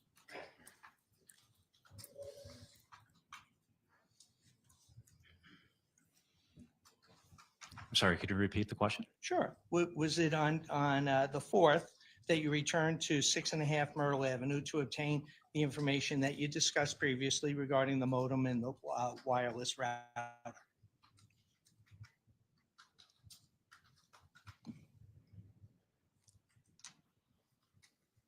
That is when I observed the router. Okay, all right. And I'm only talking to you about the 4th now, okay? All right. That's why I'm Why- trying to. Yeah, okay. Why don't you just tell us what you did on the 4th? Well, let's ask him if it refreshes his recollection and then take the document he can't. Oh, yep, I'm sorry, Your Honor. Thank Okay. you. Do you need that document to refresh your recollection? If you wouldn't mind for another moment. Well, he can't read from the document, so if you ask the question, he can refer to the document. Why don't you take time to read the document and then let the attorney know if it refreshes your recollection, then hand it back. Okay, Thank you, Your Honor. Thank you. thank you, Your Honor. You're welcome.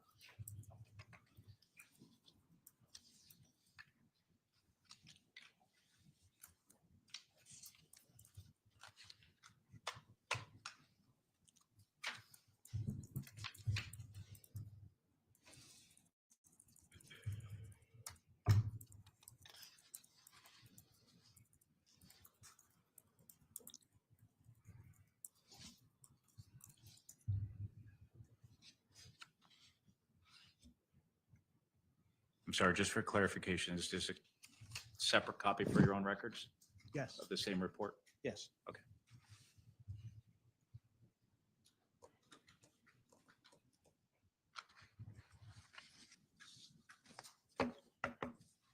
All My recollection is refreshed, but I may need to refer to it later on if you have other questions. Okay, that's May I fine. just approach Yes, you, Ron? yes. Thanks. Thank you. Detective, I have all your reports, so if you need to refresh your recollection, I know it's been a while, just let me know and I'll give you the report. Okay. Now you've had an opportunity to have your recollection refreshed based on your report. And do you recall what you did at 6.5 Myrtle? Yes, I entered the residence under the existing search and seizure warrant and photographed the modem as it was laying on the table. Okay. And that was important to the investigation, was it not? Yes, Yeah, yeah. The information contained on the modem that you testified to on direct examination, you had to locate it first, correct? yes, Right? And then you would have gone ahead and you would have analyzed the modem or other devices for evidentiary purposes. Is that fair? that's fair. Okay, so you recall going in and you recall photographing the modem. Is that correct? Yes, And that was located in the living room, correct? to the best of my recollection, yes. Okay. Now, and did you also photograph a white hairbrush at that time? Yes, Okay. And did you seize that item? I did. You took it?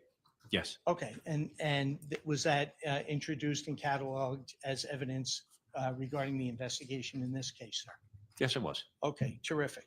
Now, on 12/4, okay, which was Wednesday now, okay? Do you recall applying for a search and seizure warrant for the gray iPhone? Yes, I do. Okay, and just tell the ladies and gentlemen of the jury, what did you do in regard to that search and seizure warrant? Can you clarify the question? What steps did you take to get the search and seizure warrant? I documented all the information that we had up until that point, including the information about where the iPhone was located, where it was seized from, Mhm. and the information that may be contained therein. There was evidentiary purposes for the investigation, Sure. and I submitted that with the co-affiant Yeah. to be evaluated by the prosecutor and judge in order to get it signed and ultimately served. Right, and both those were signed off by the state's attorney's office, correct? Yes, And then it went to Judge Pearson, I think was the judge, is that correct? if that's what it says in the document, I would imagine there. Okay, a judge, it went to a judge, and it gave you lawful authority to go in and seize the phone at that point, correct? It gave us lawful authority to search the phone at that time. Yes, seize and search the phone, I agree, okay. All right, thank you. So that was the 4th. There also appears, sir, to be some contact on the 4th for a search and seizure warrant for Verizon for Christine Holloway's phone. Do you recall that? Yes, I do. Okay, and tell us what you did in that regard. Same information sought, call detail records for Christine Holloway's phone through the carrier Verizon for subscriber information, location information, as well as several other factors that would give us information as to the location, condition, status of the phone. And now, for purposes of interaction with Verizon, you now had an executed search and seizure warrant from a judge of the Superior Court, correct? Yes, Right? Okay, wasn't the emergent circumstances where you didn't have the warrant previously. Now you had the warrant and you advised them that you had a warrant. that is correct. Okay, great. And then I'm going to stick on the 4th, if you wouldn't mind, which is Wednesday. Did you also go through the same exercise for the Morales T-Mobile phone? I don't recall the date, but I did. Okay. May I approach the witness? Would your report help refresh your recollection? It would, thank you. Sure. Take the time. Thank you.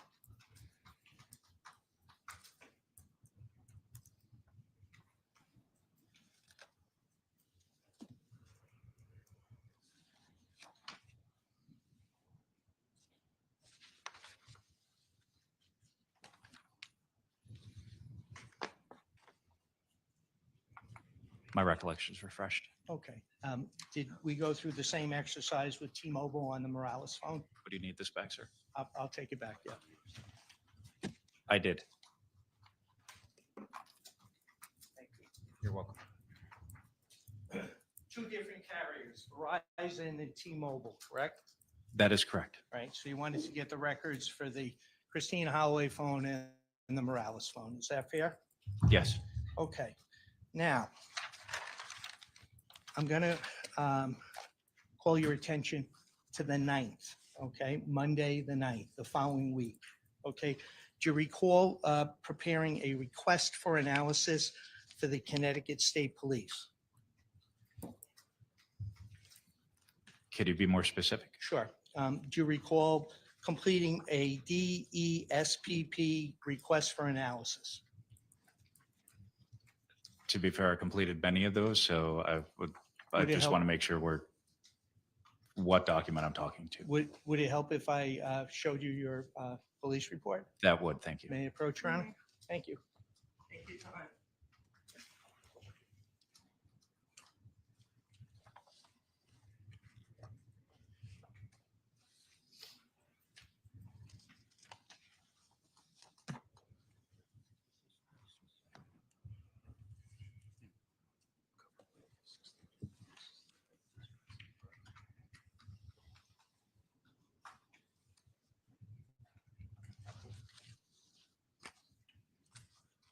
My recollection is refreshed. Not to go. Thank you. Appreciate it. Do you recall completing the request, the DSS request for analysis? I do. Okay. And that was for various items, was it not? Yes, it was. And just tell the jury in your own mind, in your own words, sir, when you make an application for forensic analysis, where does it go? Who does it? Who requests it? What's the process? So the general process, as I know it, is the evidence itself is taken from our secure evidence storage, and then it is transported by our evidence officer or another designated officer to the lab, where then the specific request that we're asking for is carried out. Okay. And who is the specific request directed to in this case for this analysis? That would be whoever handles those specific items. In the Connecticut State Police or the lab? Correct. Yeah, okay. And you don't ask a specific individual to go ahead and do the analysis, correct? I do not. Yeah, you just made the application. Okay, Hold on, I'll show you.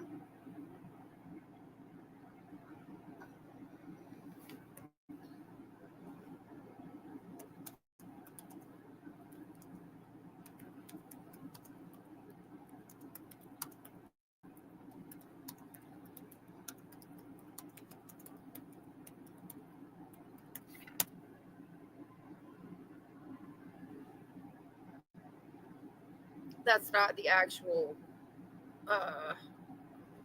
that's not where it came from. It's not to represent the blood of Jesus. Hold on. Let me try it this way.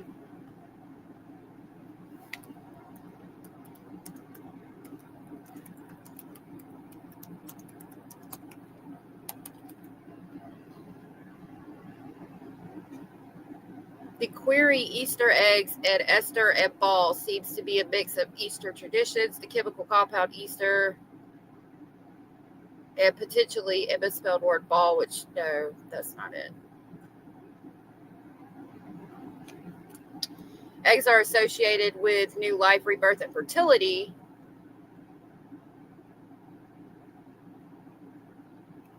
It's this. Some believe Easter eggs originated from medieval Europe, potentially linked to Anglo-Saxon festivals celebrating the pagan goddess Esther, who represented spring and fertility. There's videos you can find about it. Okay. Hold on.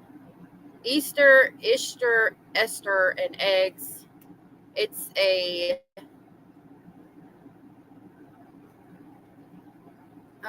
she's a pagan goddess of light and fertility. Okay. So the hair itself is revered in lore. Even in pre-Christian times, it was seen as holy creature associated with fertility and the returning spring. Many old religions had a spring goddess, a special deity who breathed life back into the world, both by banishing old man winter and encouraging growing things to grow and living things to mate. She went by many names. The Scandinavians called her Ostra, the Anglo-Saxons Esther, and those who lived in the region that is now Germany knew her as Esther. And then they would sacrifice children to Baal, and the blood, they were painted in their blood. You might have to look up a YouTube video on it, but it's out there. I'll have to do, maybe Saturday we can talk about it. Maybe I'll do a stream on it Saturday, and we can talk about all of that. But yeah, we don't do the eggs because it's anti-Christian to me. We do talk about Good Friday and Jesus dying on the cross, but we used to do eggs, but we don't anymore. Now, let's stay on Monday, 12/9. Did you start to do an analysis in regard to where the Holloway phone was located at that point? Yes, I had. Okay. And you had the data at that point, and I know that you were working with the FBI. I understand that, and the CAST report is in evidence. You were shown the CAST report. Did you have an opportunity to go ahead and try to track the Holloway phone at that time? I did. Okay. May I just grab an exhibit, please? Do you have what exhibit number? What number was that? I think it was double A. Okay. Can you double A, please?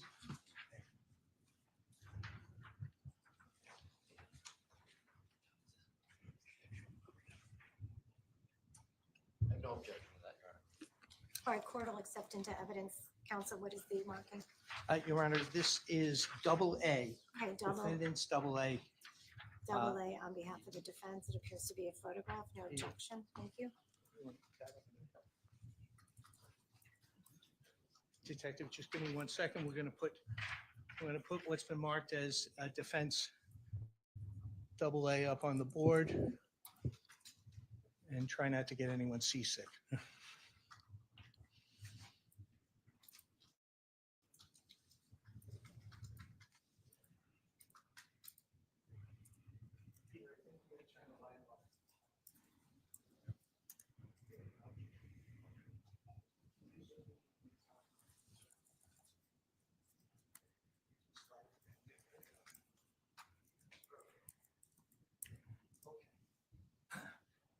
Detective, can you see that on the screen okay?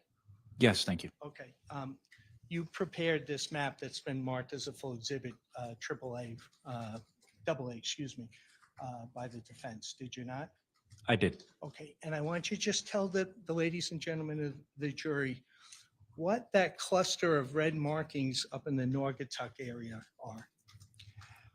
That is a cluster of markings that was taken from the location information throughout the exigent circumstance and also the search warrant information provided by, you're speaking directly to Red, correct? Yes.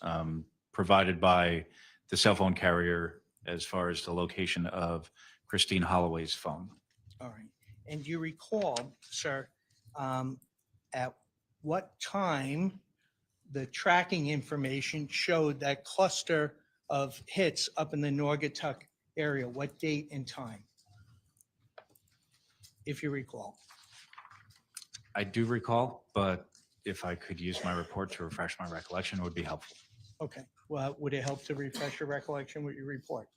Yes. May I approach, Your Honor? Sure, go ahead. Sure. Thank you. Thanks, Pete.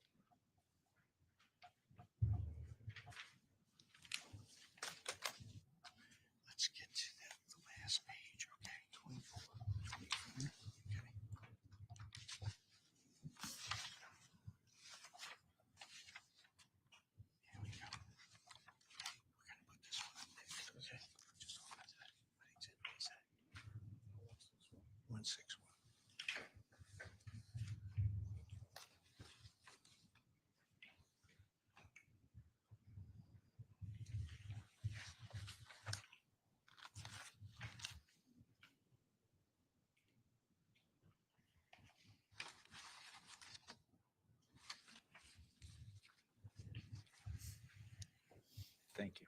Does that help refresh your recollection? It does. Thank you. Thank you.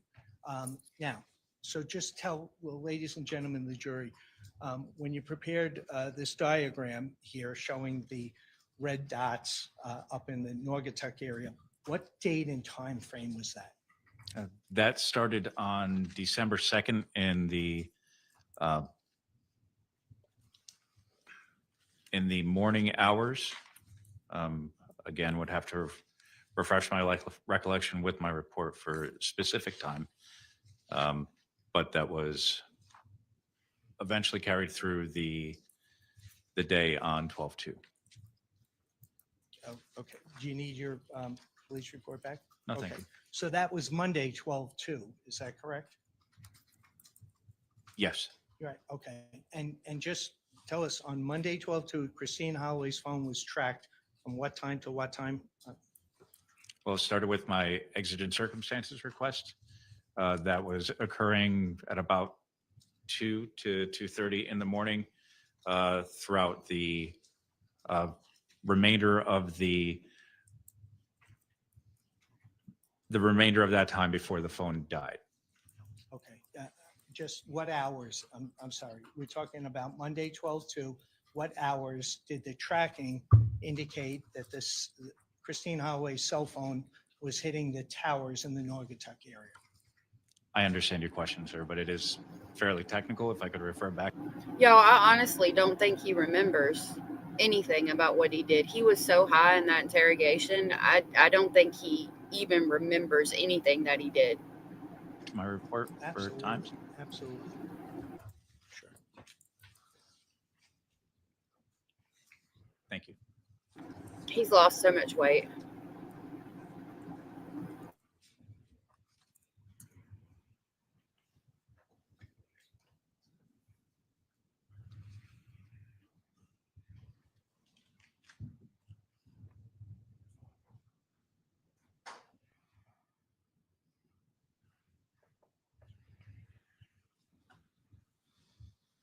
I'm sorry. You're so funny. Yeah, he got in trouble for something.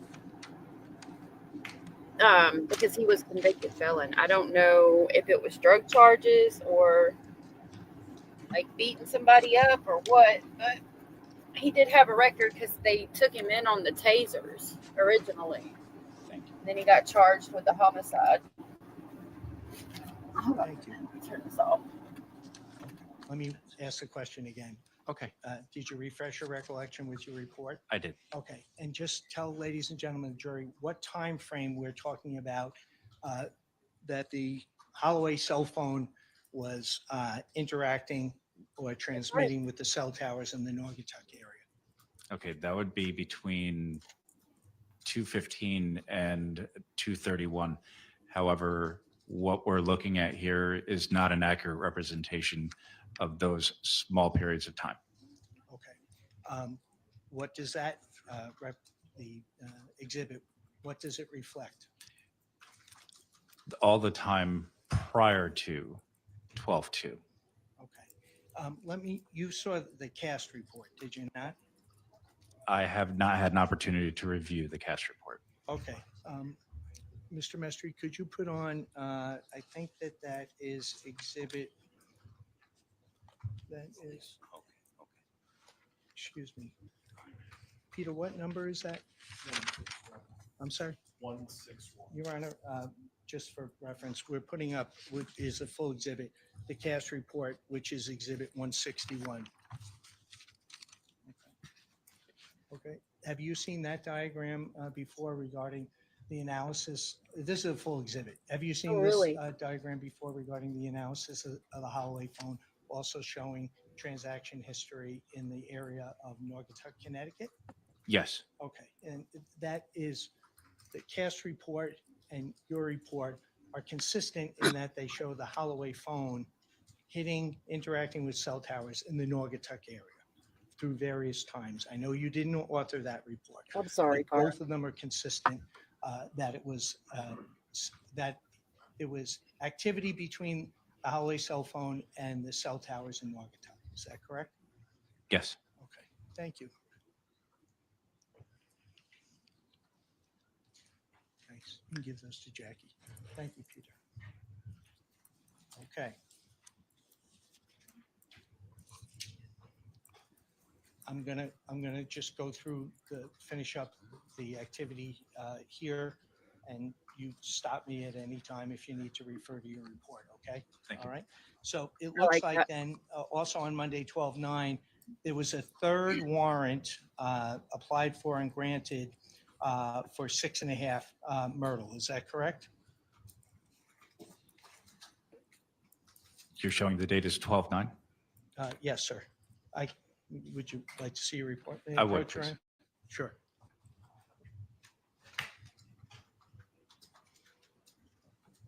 Thank you.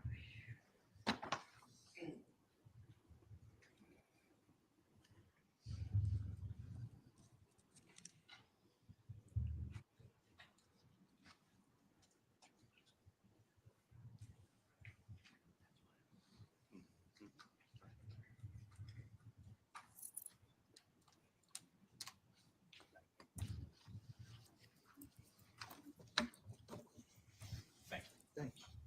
Does that refresh your recollection, sir? It does. Okay, and that was the third warrant for 6.5 Myrtle, was it not? Yes, it was. Okay, and just tell us what you did. You actually went to 6.5 Myrtle and took some photographs. Is that correct? Yes, I did. Okay, and what else did you do?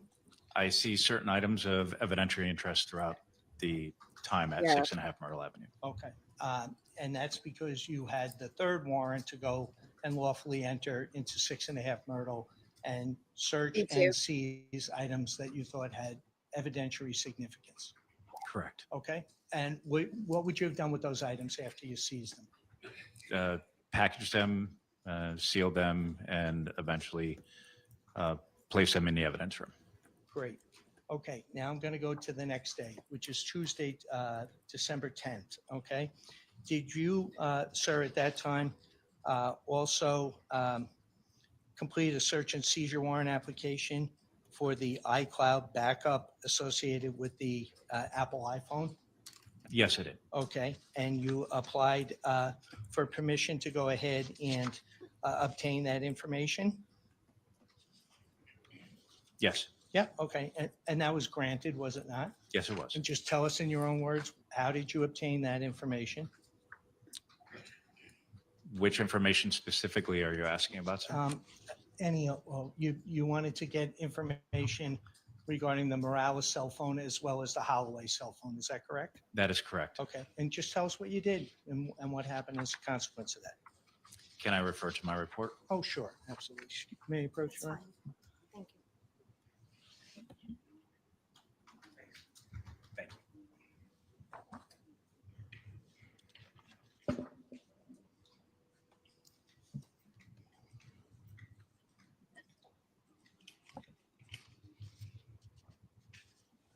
Hey, Nath.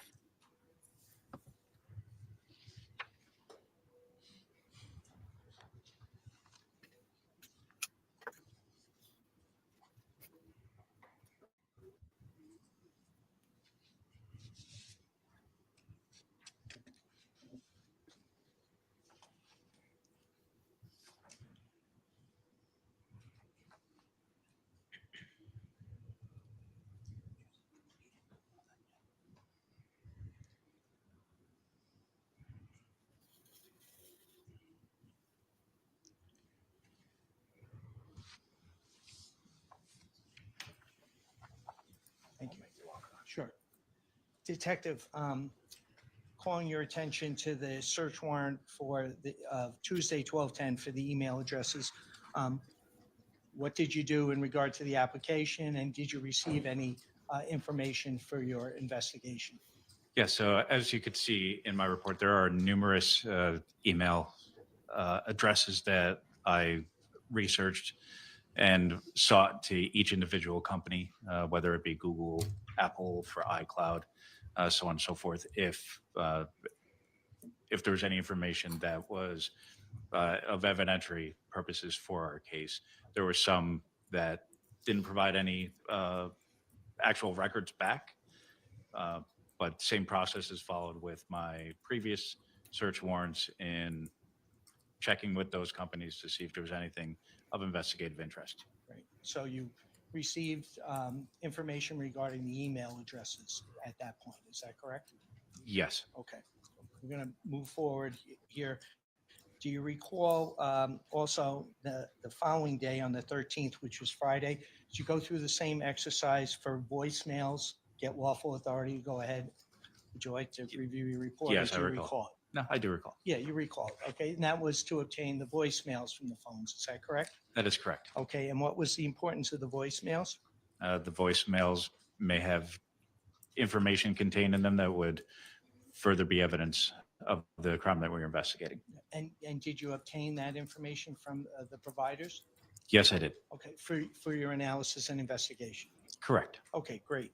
I'm going to go on to Saturday now, which was the 14th. Do you recall authoring a report regarding the sealing dates of the applicable warrants? Yes, I do. Okay, and why did you go ahead and write that report, sir?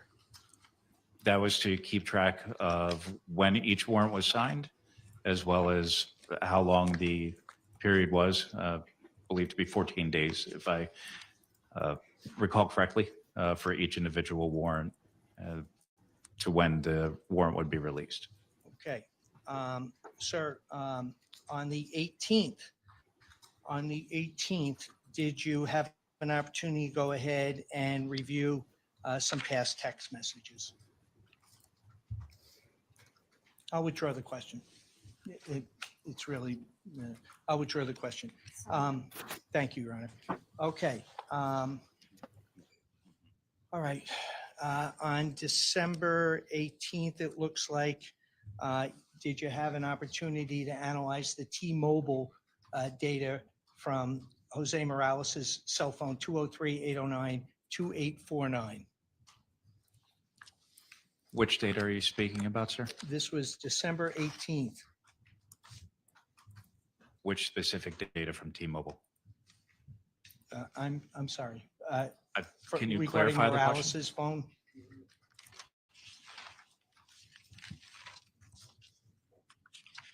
I understand you're asking about his phone. I'm just asking to clarify which data you're asking me about. The report indicates 12/18 that you analyzed the T-Mobile data and from Jose Morales' cell phone. Did you do that at some point? I'm not concerned with the date. Yes. Yeah, okay, all right. And then did you also, sir, have an opportunity to go ahead and review messages from the iPad with the green cover that you identified previously? Yes, I did. Okay, and you went through that analysis, correct? I did. And then we go into January, and it looks like you had additional information at your disposal at that point, and you had done a Christine Holloway phone location analysis. Is that correct? Yes. Yeah, okay. And then a couple of weeks later, you also, and just to call your attention, this would have been January 31st, 2020. Did you also do a similar analysis on Jose Morales' black LG phone? Yes, I did. Okay, thank you. Okay, just one second, Your Honor. And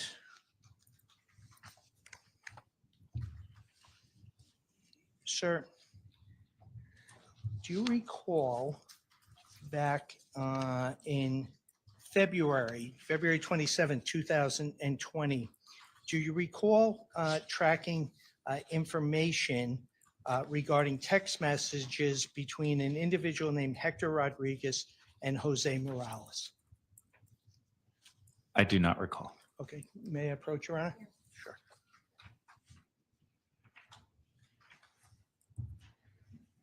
Thank you.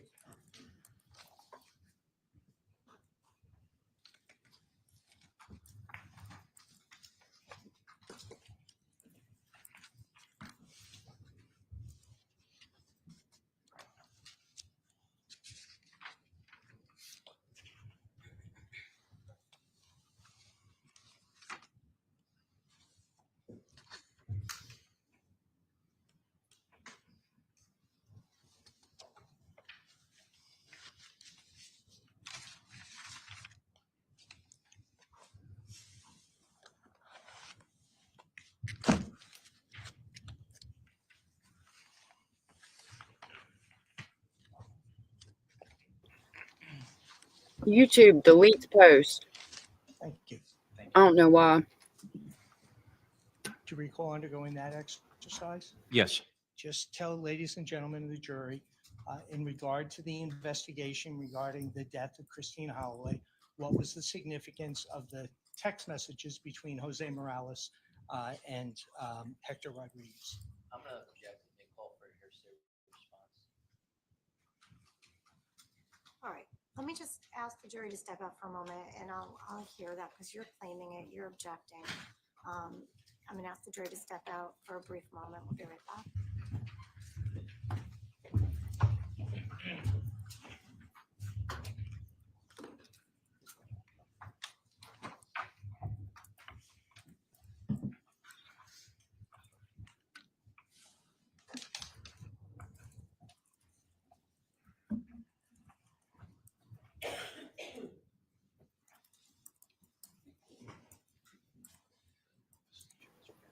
Hey, Cracker. All right, I asked the jury to step out because I know I believe that this was the subject to an earlier motion in limine. So I think it's going there, but I'm not sure. So counsel, your objection? Not, obviously, I can't read the detective's mind, but Well, the question was regarding the importance of the text to the investigation. right, and my concern is that it may elicit a hearsay response with regards to what either Mr. Morales told Mr. Rodriguez or vice versa. It's hearsay, it's not admissible. Okay, Attorney Gavin. I'm not asking to solicit any hearsay response. I'm just asking part of the team that was part of this investigation what the significance was in reviewing the text messages between Morales and Rodriguez. All right, so for purposes of this answer, I will instruct the witness that if I allow you to answer, sir, please do not state to us what other persons stated. All right, so if you can answer the question without doing that, then that's fine. If you're unable to answer the question doing that, please tell me now. In terms of anybody, Your Honor, like Regard- not to mention anybody within. What was the relevant, why don't we see how it plays out? Okay. What was the relevant importance, I believe, was the question of the text to the investigation regarding the death of Christine Holloway. Yes, Your Honor, it was to investigate to see if there was any information within those text messages that gave us more information to investigate or other information to follow. Okay. There's no hearsay in that. That's fine. And then I would just follow up and say, what information did you find in your analysis of the text messages? And I think that would call for a Not- hearsay response. I don't think so. I'm not asking what any, I don't, shoot, I'm drunk. I don't believe that this gentleman ever spoke with Mr. Rodriguez or spoke with Mr. Morales, so it's not a hearsay objection. I just want to know what the result of his analysis was. Okay, so there was an analysis conducted. Yes. All right, so far, all I have is he does the search warrant. I understand the relevance of the search warrant. And then are you looking for the results of the search warrant at this point? Your Honor, if I may just grab my report here. It's just in regard to this officer's investigation regarding outgoing text messages between Rodriguez and Morales and what that showed. Not in regard to what anyone said to him or anything along those lines, because I don't think he ever spoke with anyone. Or there's no indication that he spoke. All right, so your concern is? Well, what it showed is there was communication between this individual by the name of Hector Rodriguez and Okay. Mr. Morales. Okay, Outside of that, to tell us what the text messages said is hearsay. okay, so I don't have a problem with if it shows there was communication, but we can't discuss the statements. Okay, so you understand, sir, that these questions are going to be asked before the jury. A statement that someone else made outside this court for the truth of the matter is hearsay. That's not allowed. So the state is trying to ward off in your response that type of answer where you're talking about what someone else who's not here testifying stated. I don't believe these questions lead to that type of answer. The state was worried that it did, the way that they were presented. by counsel does not lead me to believe that that calls for an answer that would include hearsay. So I am going to go ahead and allow the questions to proceed the way that they've been presented relative to the proffer on the objection outside the presence of the jury. Okay? Thank you, Your Honor. Thank you. Thank you, Ron. All right. We'll bring the jury back in. So for those reasons, the objection is over. Thank you. You're welcome.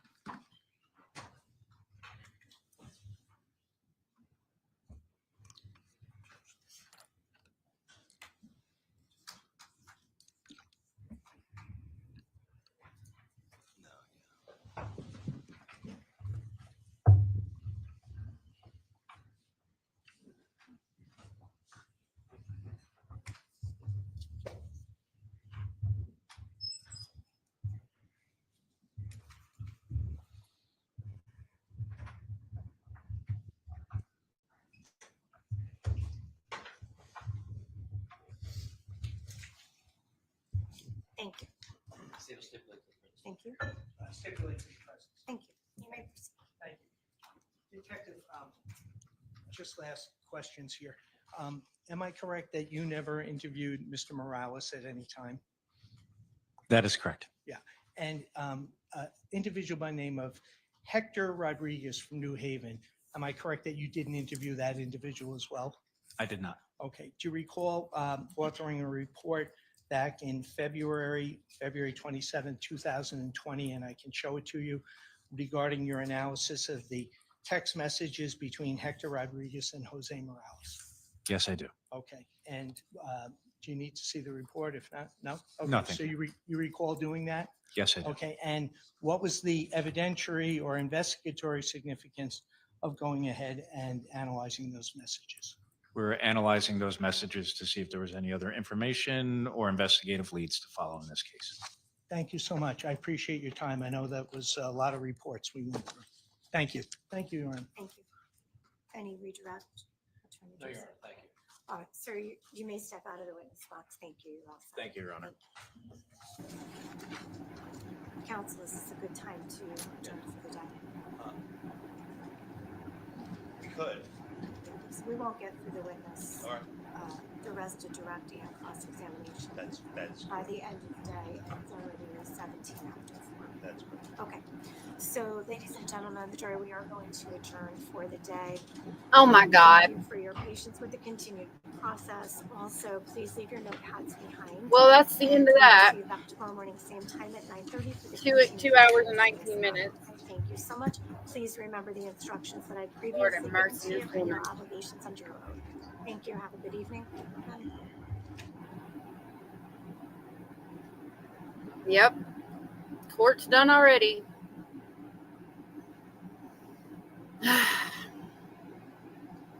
Well,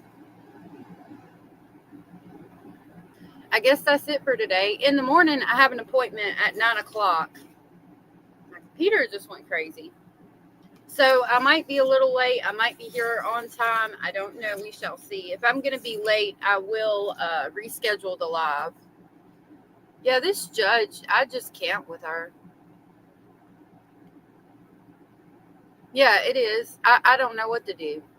I would be upset if I was on the jury too. I'd be like, ma'am, you can't even get in court on time. Like, you keep adjourning for the day. It's 4:20. You could have went another 40 minutes and probably got another witness taken care of and on the stand. I'm interested. Like, I want to know what happens in the trial, so I'm going to keep streaming it. But it's like, good Lord, at this point. Anyways, I love you all. Thank you for hanging out with me. I really appreciate it. Because I'm going to be watching it and streaming it. And it's nice to have you guys in chat. And some of the things y'all say just make me smile. I love it. You guys are amazing. Thank you for hanging out with me. Thank you so much for the support. And I'll see y'all in the morning. Bye.